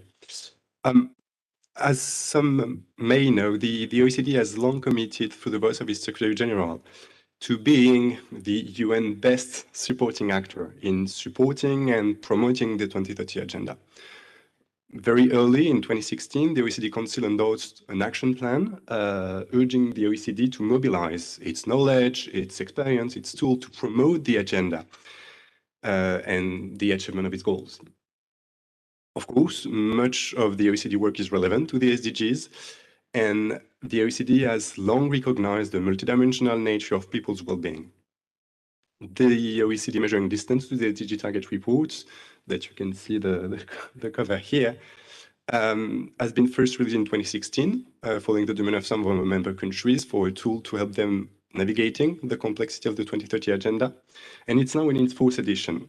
It's benefiting from useful comments of many colleagues, Kara, who is probably one of the people that read extensively the report. Many thanks. It leverages on UN and OECD data. So thank you very much for the updated website. It was very useful. And to put it short, it has three main objectives. The first one is to identify, no, it's not a big deal, identify valuable and comparative indicators for OECD countries. We decided to stick as closely as possible to the work that we are doing here. So we stick as much as we can to the work of the IAEG and the indicators that you all agreed on. Based on those indicators and a few additions from the OECD, we try to understand where OECD countries are in terms of achievement. And finally, having this list of indicators, this official list of indicators, allows us to see where are the areas where we do not have enough information, even for OECD countries that have among the most advanced statistical systems. As said, it applies the standardized methodology to measure what we call the distance to the targets. So where countries are and where they should be in 2013. So on the chart that you have here, this is showed by the long bars. The longer the bar, the shorter the distance. And of course, as you all recognize, the colors refer to the goals. But this edition that has been released earlier this year deepens this analysis by looking at trends. How countries have been moving forward or aware of the targets, and how likely they are to reach their commitments. Are they on track? This is this outer ring that is using the traffic light colors. This methodology, we were discussing this with a few colleagues earlier on, is by no means there to supplant any thematic work focusing on very specific areas. Rather, it should be understood as a kind of entry door to identify the hotspots, to initiate the discussion, and then to go for more specific work on the very specific issues. That does not mean that it should be used to construct a single composite index either. Anyway, what does it show? If you can click on the first one here. On the bright side, so far, the OECD as a whole, so all countries taken together, is meeting roughly 30 targets. If you look a bit into the details, there are two areas where OECD countries are meeting targets. The first one is what we can call securing basic needs. So most, if not all, OECD countries have been able to provide electricity, water, to make sure that according to the data, eradicate extreme poverty. And the other stream of indicators that the OECD countries have been able to achieve is what we can call implementing the policy tools and framework that are listed in the 2030 agenda. This shows the strong commitment of all member countries to mainstream the SDGs into their national policies. However, and this is what I'd like to show in this chart, the outcomes sometimes are not fully seen yet. So we can cluster the areas where more should be done into three main areas. The first one is inclusion. It's there. Even if I just said that all OECD countries, according to the data, are eradicating extreme poverty, 1 in 8 OECD residents remains considered to be poor, income poor, if we use relative measures of poverty. And many groups, women, young adults, migrants, are facing greater challenges than the rest of the population. For instance, despite the tremendous progress that we've been facing over the past years, 20, 30 years, women's rights and opportunities are still limited both in public and private spheres. The second result is about trust. The pandemic has underscored the importance of trust for democracies. It stressed once more that trust and transparency are critical for society to bounce back from shock. Yet OECD countries remain far from related targets. If I have to be fair, I should say that the agenda as itself does not include any direct measure of trust. Yet, it touches upon many areas that are considered to be driving trust. This includes accessibility, accountability, transparency, and diversity of public institutions. And finally, I won't surprise anyone by saying that the last of the three messages relate to the environment. The use of material resources remain high. Many materials are disposed of as wastes. Despite the progress in decoupling greenhouse emission from population and GDP growth, emissions are still rising in some countries. We'll see what's going to happen in the COP27, another very important meeting in parallel. Despite the pledge by our G20 countries to phase out inefficient fossil fuels, major economies still support production and consumption, and maybe even more in the very difficult geopolitical context we are currently encountering. And as for biodiversity, it has been said already in this room, despite some encouraging development in the protection of ecosystems, threats remain very high and have continued to rise over the past decades. Unfortunately, I cannot show, there are things that cannot be shown on these charts. In the context of the pandemic, all NSOs had been facing new challenges regarding timeliness. And this is something that we were not able to show. The impact of the pandemic is something that we will not be able to show at the time of drafting the publication. Similarly, the impact of the war in Ukraine is something that we cannot reflect through the data. So thanks to the estimates that have been produced by NSOs, by the work of academics, we've been able to try to understand a bit more. I won't repeat here how the pandemic affected our journey toward the 2030 agenda. I won't repeat how it affected the health of millions of people, health systems, and how the economic crisis that has been induced by the pandemic was significant on job prospects, education, living standards, and so on and so forth. But the pandemic was not the only disruption that we've been facing over the past few years. Climate change, obviously, is one of the most existential threats that we're facing. More recently, World Cup in Europe, and it has devastating impacts for the lives of those directly affected by the conflict, but for everyone, much beyond the borders of Ukraine and much beyond the border of Europe. I'm showing here a few charts that show how the world is paying off a heavy price for this war. Beyond the humanitarian disasters, it has set the global economy on a course of slower growth and higher inflation, a situation that was not seen in OECD economies since at least the 70s. The steep increases in the prices of energy and food is already causing difficulties for low-income people in the OECD, but everywhere in the world. Still, if I may, I would add that this rather depressing picture is maybe not synonymous that not all is gloom. The dramatic impact of the different crises allowed policymakers to revisit somehow the role of macroeconomic policies. We've learned a lot since the 28 global financial crisis, where at that time many countries, the fiscal stimulus was too limited and contraction too early. And what we saw over the past 2 years is that the scale and the speed of this fiscal response to the COVID-19 and now the war in Ukraine is unprecedented. Member countries has deployed as a response that I've not observed roughly since World War II and the Marshall Plan. Next slide, please. Yet, as I started to say, all of the findings we can have from the indicators we are agreeing on here should be considered in light of what we cannot measure today. Thanks to the incredible work we are accomplishing here, significant progress has been made. Just to give you an example, through our own understanding of the 2030 agenda, through our reports, for the first edition in 2016, we were able to capture, to monitor about half of the SDG targets. For the last edition, we were about to cover 80% of the targets.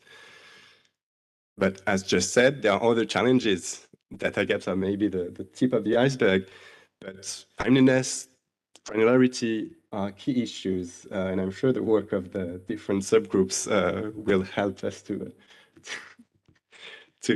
go beyond those challenges. But it's true that ensuring that all countries have the capacity to track progress toward the SDGs is critical for the overall success of the 2030 agenda, not for the OECD countries on their own. There's no need to say that data gaps influence our understanding. They may lead to biased conclusion, this is something that we often say, that if the reporting framework is incomplete, not up to date, if it misses important segment of the population, there's no inferences you can make about what the good policies are. And this is probably even more important today, given the very unstable situation that we are confronted to.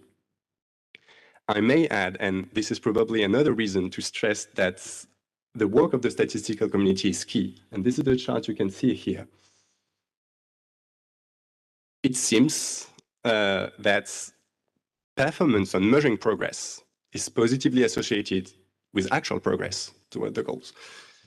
These figures, what it shows is that an increase in GDP is associated with a small increase in performance, while a decrease in population is associated with a small increase in performance. This means, to be true, that if you are a rich country which is not very populated, it will be slightly easier for you to reach the 2030 agenda. But what you can also see there is that you have a huge effect that is associated to data coverage. The data coverage appears to be very significant and associated with an increase in overall performance. Roughly an increase of 1% in target coverage is associated to a decrease of the median distance, to a progress of more than 3%. Of course, care needs to be taken in the interpretation of such results. I'm fully aware that the relationship existing between data coverage and performance may come from many different channels. But these results somehow show that being better at measuring things also means that you are being better on performing on things. I may have a lot of other things to say, but given the time, I may stop here. But if there is one thing that I'd like to say, thank you. Thank you for those numbers. We had an intervention earlier to remind us that we're working on statistics, but at the end, such statistics have an impact on the real world. And this is something that we should always remember, I guess. Thank you. Okay, many thanks, Guillaume, for your presentation, and to OECD with the important contribution of my co-chair, Cara, for the methodological work. I'm opening now the floor in case there are some comments, considerations on the presentations. Okay, Jan Moldova. Yes, hello to everyone. Thank you very much for the presentations. Very interesting tools, in particular for Mrs. Jafar. I would have the question for you. I would like to ask about a slide you have had with the chart where there was represented the structure of your provider tool. And there you have for all of the countries the percentage or the proportion of data being provided by NSOs lower than the proportion of data being provided by the UN custodian agencies. I wanted to ask for your region, is it a problem, at least on behalf of NSOs, because I'm one of them, this situation when the data being provided by custodian agencies are not, I don't know, owned or somehow not considered by the NSOs as their data, and opposite? And if it is an issue, how are you going maybe to solve it together with your countries, so that one day, for example, these two data sources, like national data source and custodian agencies data source, would overlap or be the same? So the custodians agencies would accept the national data totally, and opposite. Thank you.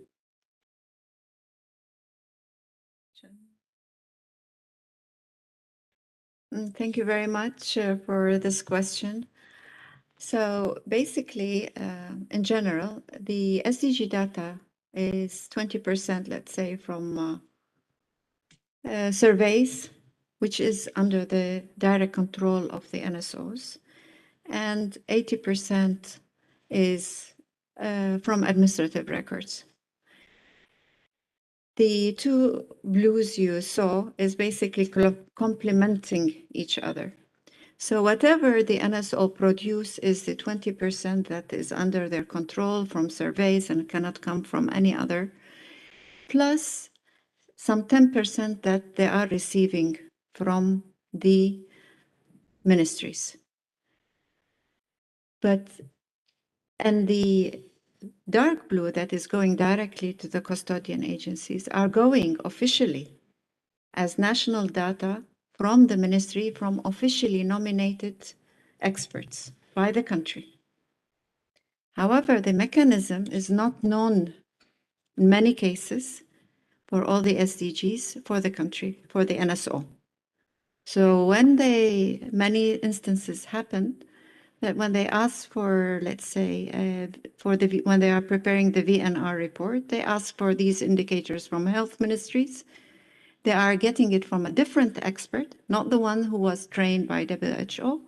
And then the data comes to be discrepant. This data that is flowing from the NSO, the ministries to the custodians are country data. And they are indicated in the UNSD SDG database as country data. And they even tell you which ministry it comes from. So they are official sources, and that's why, and we have the names of the people who are providing that. So our aim is, until we reach a complete merge of these two systems that are happening or working separately, we are trying first to identify the data providers. Of course, even the custodian agencies, when they have the lists of names, some of them, when we assessed how many times they reported, some of them were active, some of them, I knew them, they left long time ago. Or the director of the NSO has put his name on all the indicators as he is the data provider, as the official source, but it was a ministry source. So we know that the old system that they used to work with is not working. And we, through negotiation and explaining the situation, and through the webinars we had with the custodian agencies and the countries, they understood that the data is available, but they are not coordinating or not managing it. And we are hoping that with this system, it will facilitate the monitoring, because it's a lot. It's hundreds and hundreds of indicators, and from different people and different ministries. So you cannot do it manually, definitely not. And you cannot depend on one focal point, which is the current system, per ministry. It has to be like what you are here as custodian agency. They have an expert for each indicator. So let's say Ministry of Health may have a doctor, may have a chemist, may have another specialty. They cannot be the same people. And so likewise in a ministry, and that's why the training has to be focused and targeted to those. Thank you. Okay, thank you. So you can go back now to, sorry, India. Thank you. Thank you, Chair. My question to only. Actually, I'm a little bit confused still whether whether data from the 16 countries goes to flow from 16 countries to UNSD through CAs only, or through you. Then, and if yes, then it means the custodian agencies are providing data to you from countries, from this country. And if not, what is the logic of building one more layer in between that UNSD and country? Right. So NSO does not receive the data that is being provided to the custodian agencies and being populated as country data on the UNSD SDG database. When we had the series of webinars, this is what we clearly it became very apparent that we had other focal points than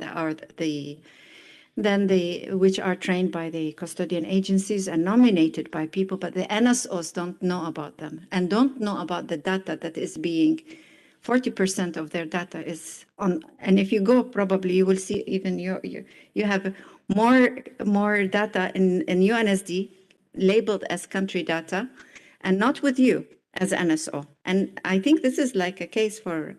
So what we're trying to bridge with the system, while the custodian agencies are collecting their usual way of data, we are building the network at the national level. Once they, like for example, Qatar finished their national network, we directly informed all the agencies, please go and collect the new data providers from the data provider system. In order to contact them directly and get your data, please keep the NSO copied. In case you do any training, please keep also the NSO copied so they will learn in the process of how these indicators are being collected, calculated, defined, and so forth. Did I answer you? It means your data, the data which It's is the with same. you, and the national data, that both these talk to UNSD database, means there's no inconsistency between, or provided through custodian agencies. If some data is provided through custodian agency directly by the country, and some data is through you, whether both these data are talking to each other or not. Okay, sorry, we still have two presentations coming, and so I invite you to we can make a bilateral talk. So thank you so much, and you can now go back to your seats. Now I would like to invite to Mohamed Khalaf for a presentation on the progress made in SDG reporting using mobile app on behalf of Jordan. Thank you, Madam Chair. Still, we have 8 minutes of change your mind. Thank you, everybody. I would like to present our SDGs data dissemination. Okay, I hope it's a short presentation and we'll go to the conclusion directly. First, before starting my presentation, I would like to thank UNDP for their support to build the SDGs portal for Jordan.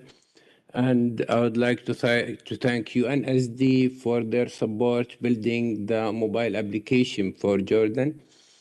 It was a very good opportunity for Jordan that these two projects were moving together. We were building the portal. At the same time, we were building the mobile application. This make it easy for us to manage both of them at the same time to reach the objectives we need. In fact, for SDGs dissemination, our start was with Danielle, with the BX Web. And the BX Web, it was very difficult to update, to collect data, and to get our partners from DOS and from external governmental bodies involved in the data supply and in managing databases. If you need to get data, you need to keep fighting till you get your target. We've started to search for other tools. In this regard, we built SDGs portal for Jordan. The SDGs portal has many advantages.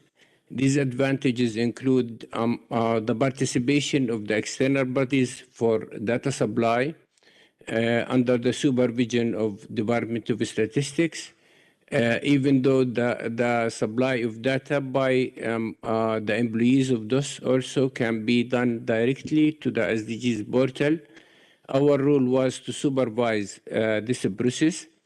This process was handled through different capacity building seminar held to the different ministries and data providers in Jordan, inside Jordan.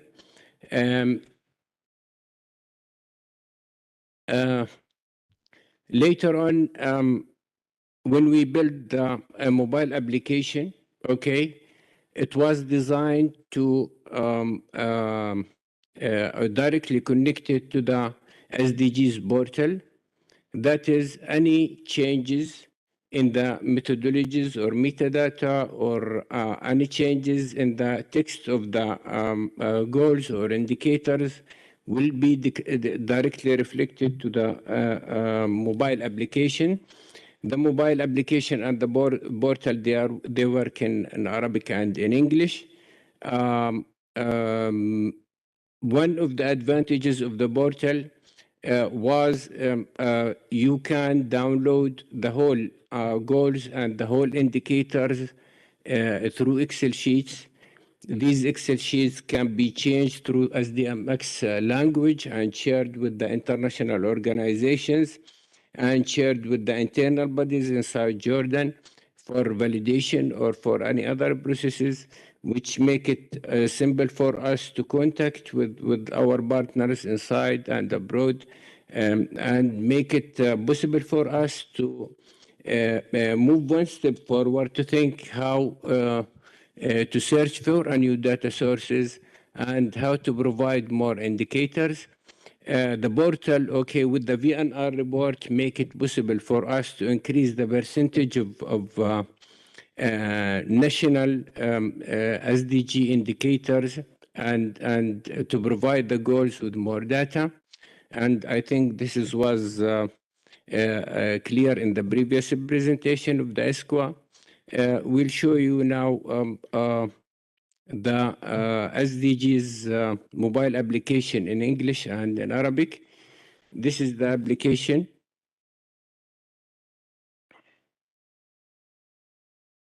Daniel yesterday promised me that it will work because I do like surprises.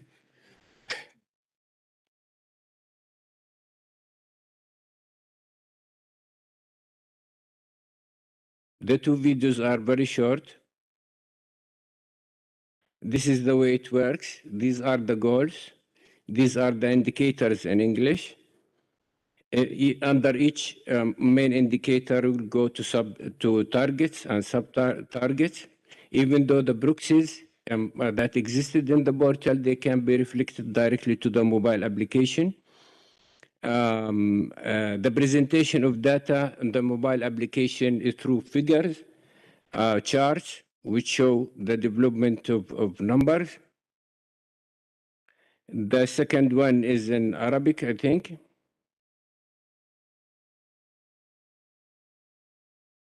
Similar design for the English version, okay, but it's in Arabic. Also, any modifications to the text of indicators and goals on the portal will be reflected directly to the mobile application. Any data update will be reflected on the mobile application.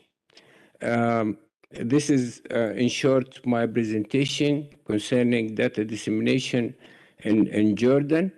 To some extent, through the portal, we have overcome many difficulties with our partners to supply data for SDGs. We make it simple for them to have update of the SDG figures and to encourage them to see the output of their effort to provide us with the SDG figures and data. Thank you very much. Okay, congratulations for your advancements and many thanks for your presentation. I welcome now to Sayonara Reis from the Danish Institute for Human Rights. Her presentation is named the SDG Human Rights Data Explorer.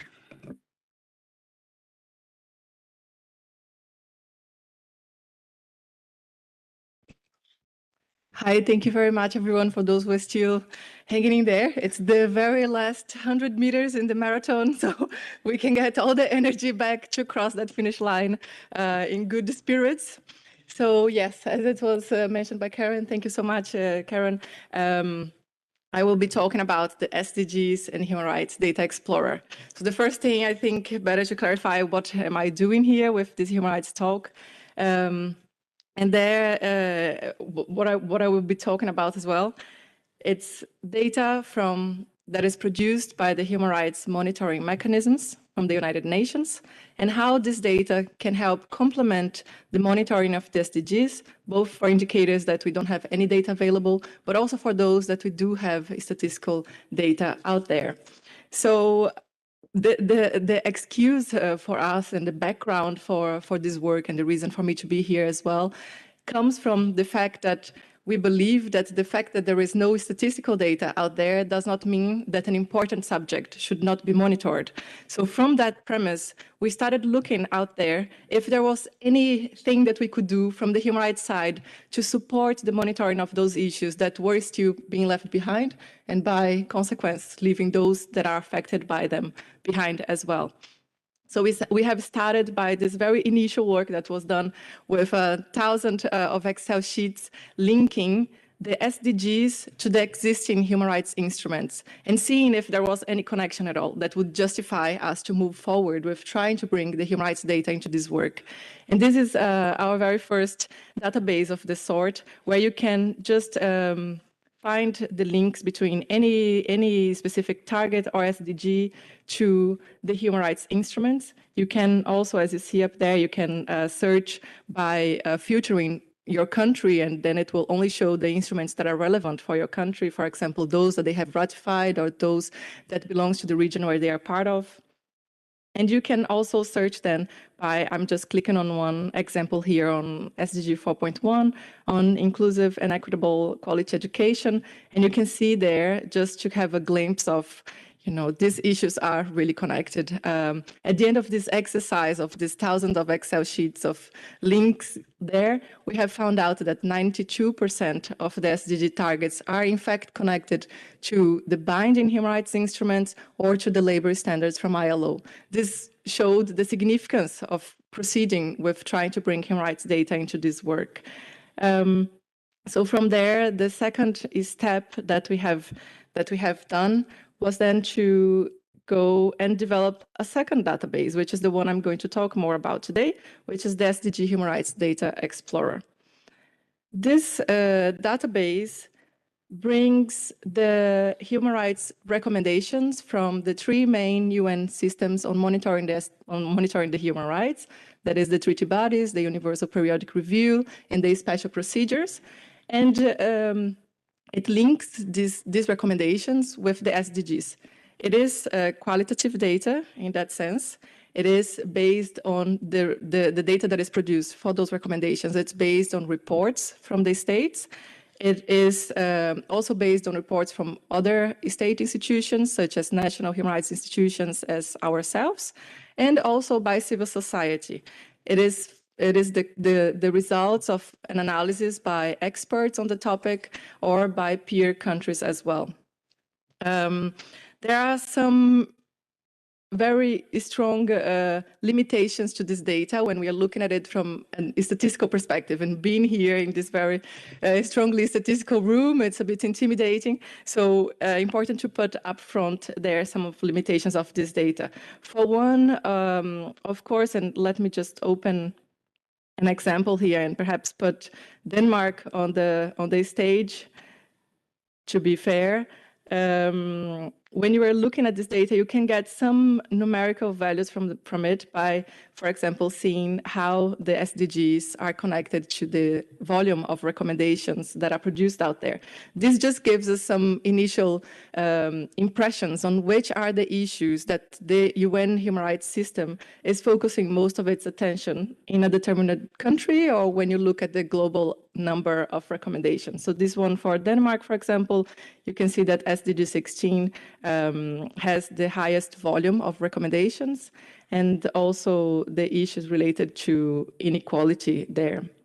When you are looking at the groups that are mostly named in this data, most affected by them, You have women and girls, children also on the highest level, but members of minorities, migrants and refugees also as a very strong group there. And just to also give another glimpse into what we can see from this data, for example, which are the SDG targets that are also of highest concern for the human rights system. For Denmark, in this case, being the SDG 10.3 on equal opportunities and inequality.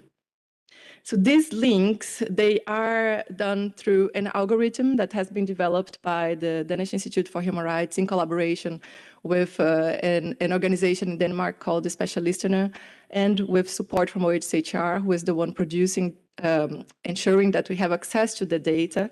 And it has been developed to facilitate the work of those that want to look at this qualitative data and extract the information from it. So the hard job is done by the algorithm. All we have to do is then to look into specific indicators or specific targets, and through there, look at a very small amount of recommendations and extract the substance from it. And when I say very small amount, it's because I might be talking, for example, in the case of Denmark here, when we are looking at recommendations related to SDG 10, it's 158. So it is something that it's manageable from human eyes. In contrast, this platform was built, it is now analyzing a total of almost 210,000 recommendations, which is a huge volume of text. And it has identified that from those 210,000, 165 approximately are linked to the SDGs. So we are still talking about 165,000 recommendations there. So there again, we have to be thankful for those who are developing technology for the good of the people, which in this case for helping identify human rights. So I mentioned I was going to talk about some of the limitations of this data. It, of course, provides very limited capacity for contributing to numerical value to the indicators that we are discussing here. So there is one strong limitation. On the other hand, it does have potential to give indications on some of the structural or process indicators that might be related to implementation of legislation or processes or mechanisms in place in a country. So there you can find some information related to that.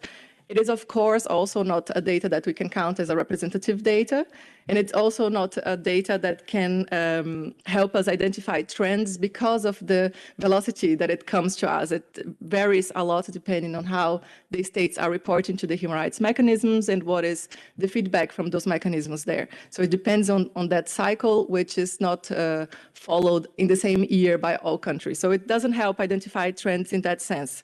But on the other hand, and that's my pitch point here, it is definitely the type of data that can help us extract value from the numerical data that we might have.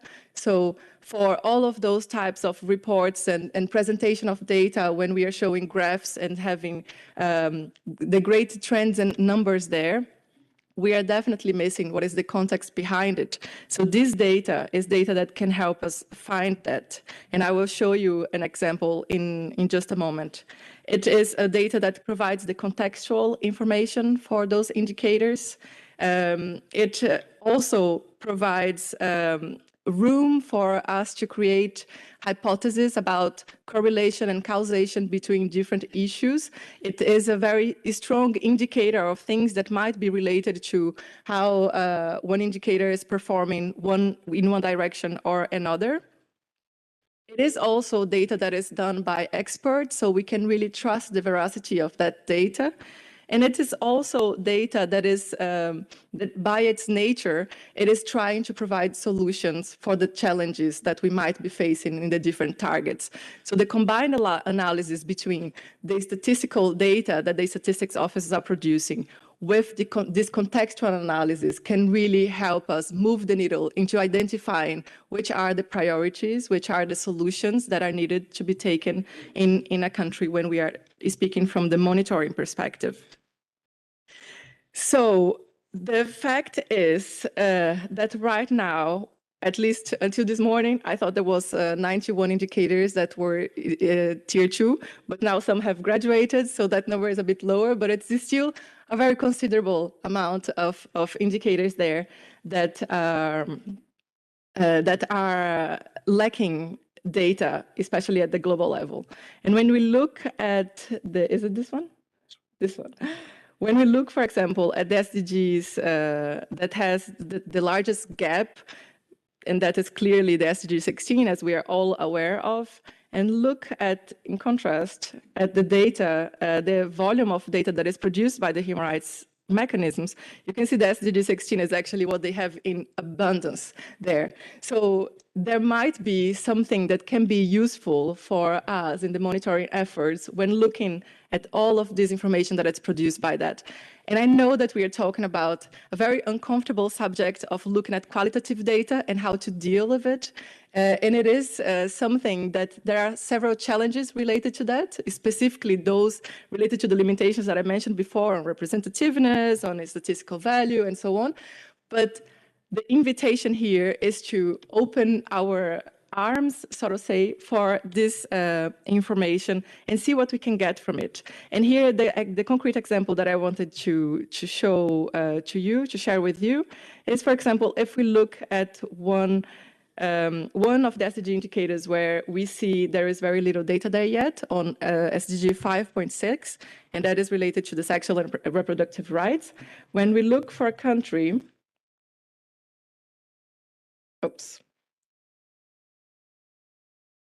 when we look for a country and just trying to see if there is data there that can help us look into this indicator, we will see that there is the most recent, and here also to take the opportunity to show you how we can search for things. It can be filtered by many different things. So now we are looking at Bolivia. If I want to look at a target 5.6, as I was just mentioning, on universal access to reproductive and sexual health and rights, and then I would just look at the most recent one, and you can find data that from 2016 to 2022. So just the very first recommendation there, it's talking about an issue that does not have data available, that when you look at the last voluntary national review from Bolivia, it's not mentioned there as well, nothing about this target or the indicators related to it. You can see in this very first recommendation, and I don't expect you to be able to read it, so just to very briefly mention what's in there, you can find information for both of the indicators.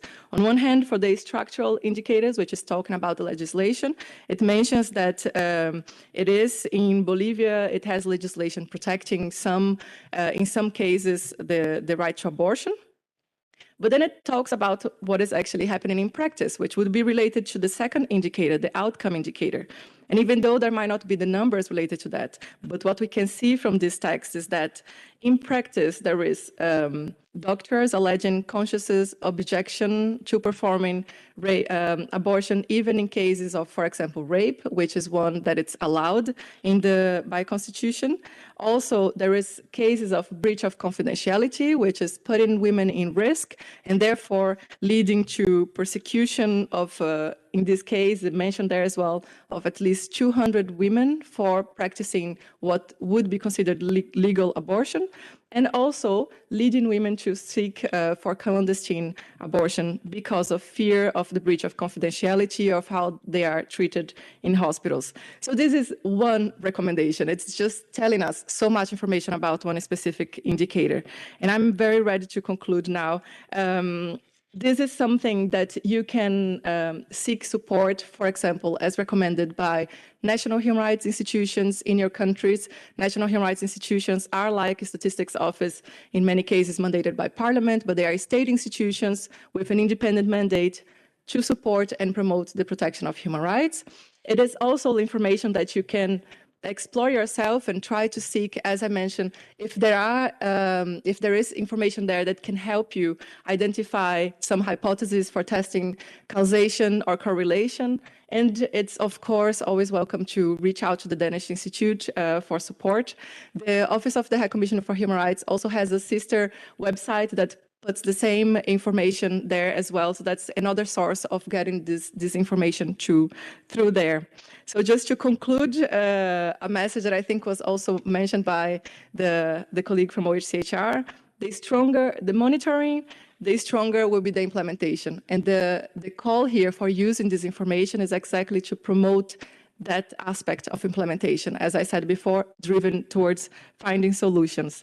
And the second final message is, just because a type of data sounds mysterious or confusing or strange, let's not discount it. If we think that things need to be monitored because they are important, because it has been agreed at the local level, because we are all doing efforts to do that, then let's try to explore together and find solutions and overcome those challenges for it.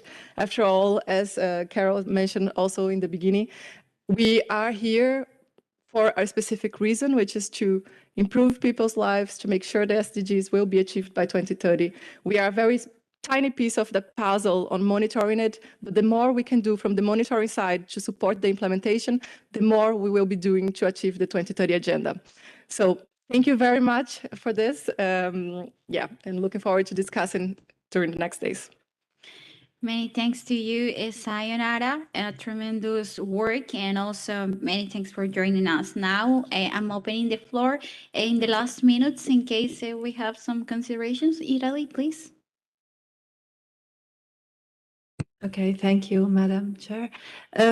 Maybe I received a telephone call, so I lost something. But all this impressive work obviously is built on data sources.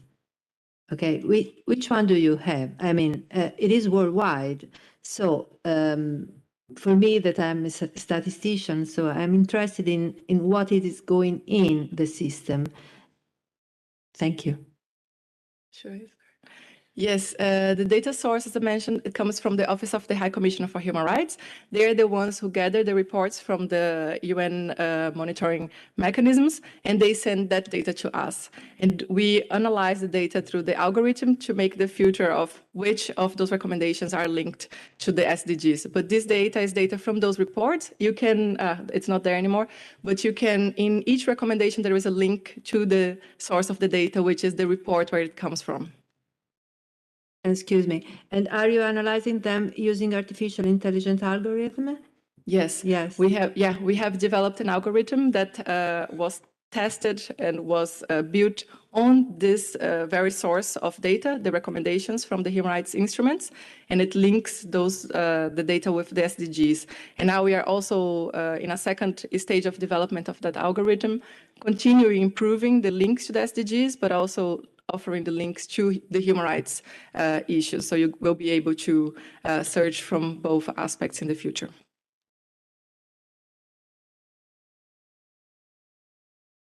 Okay, well, I see no more hands up.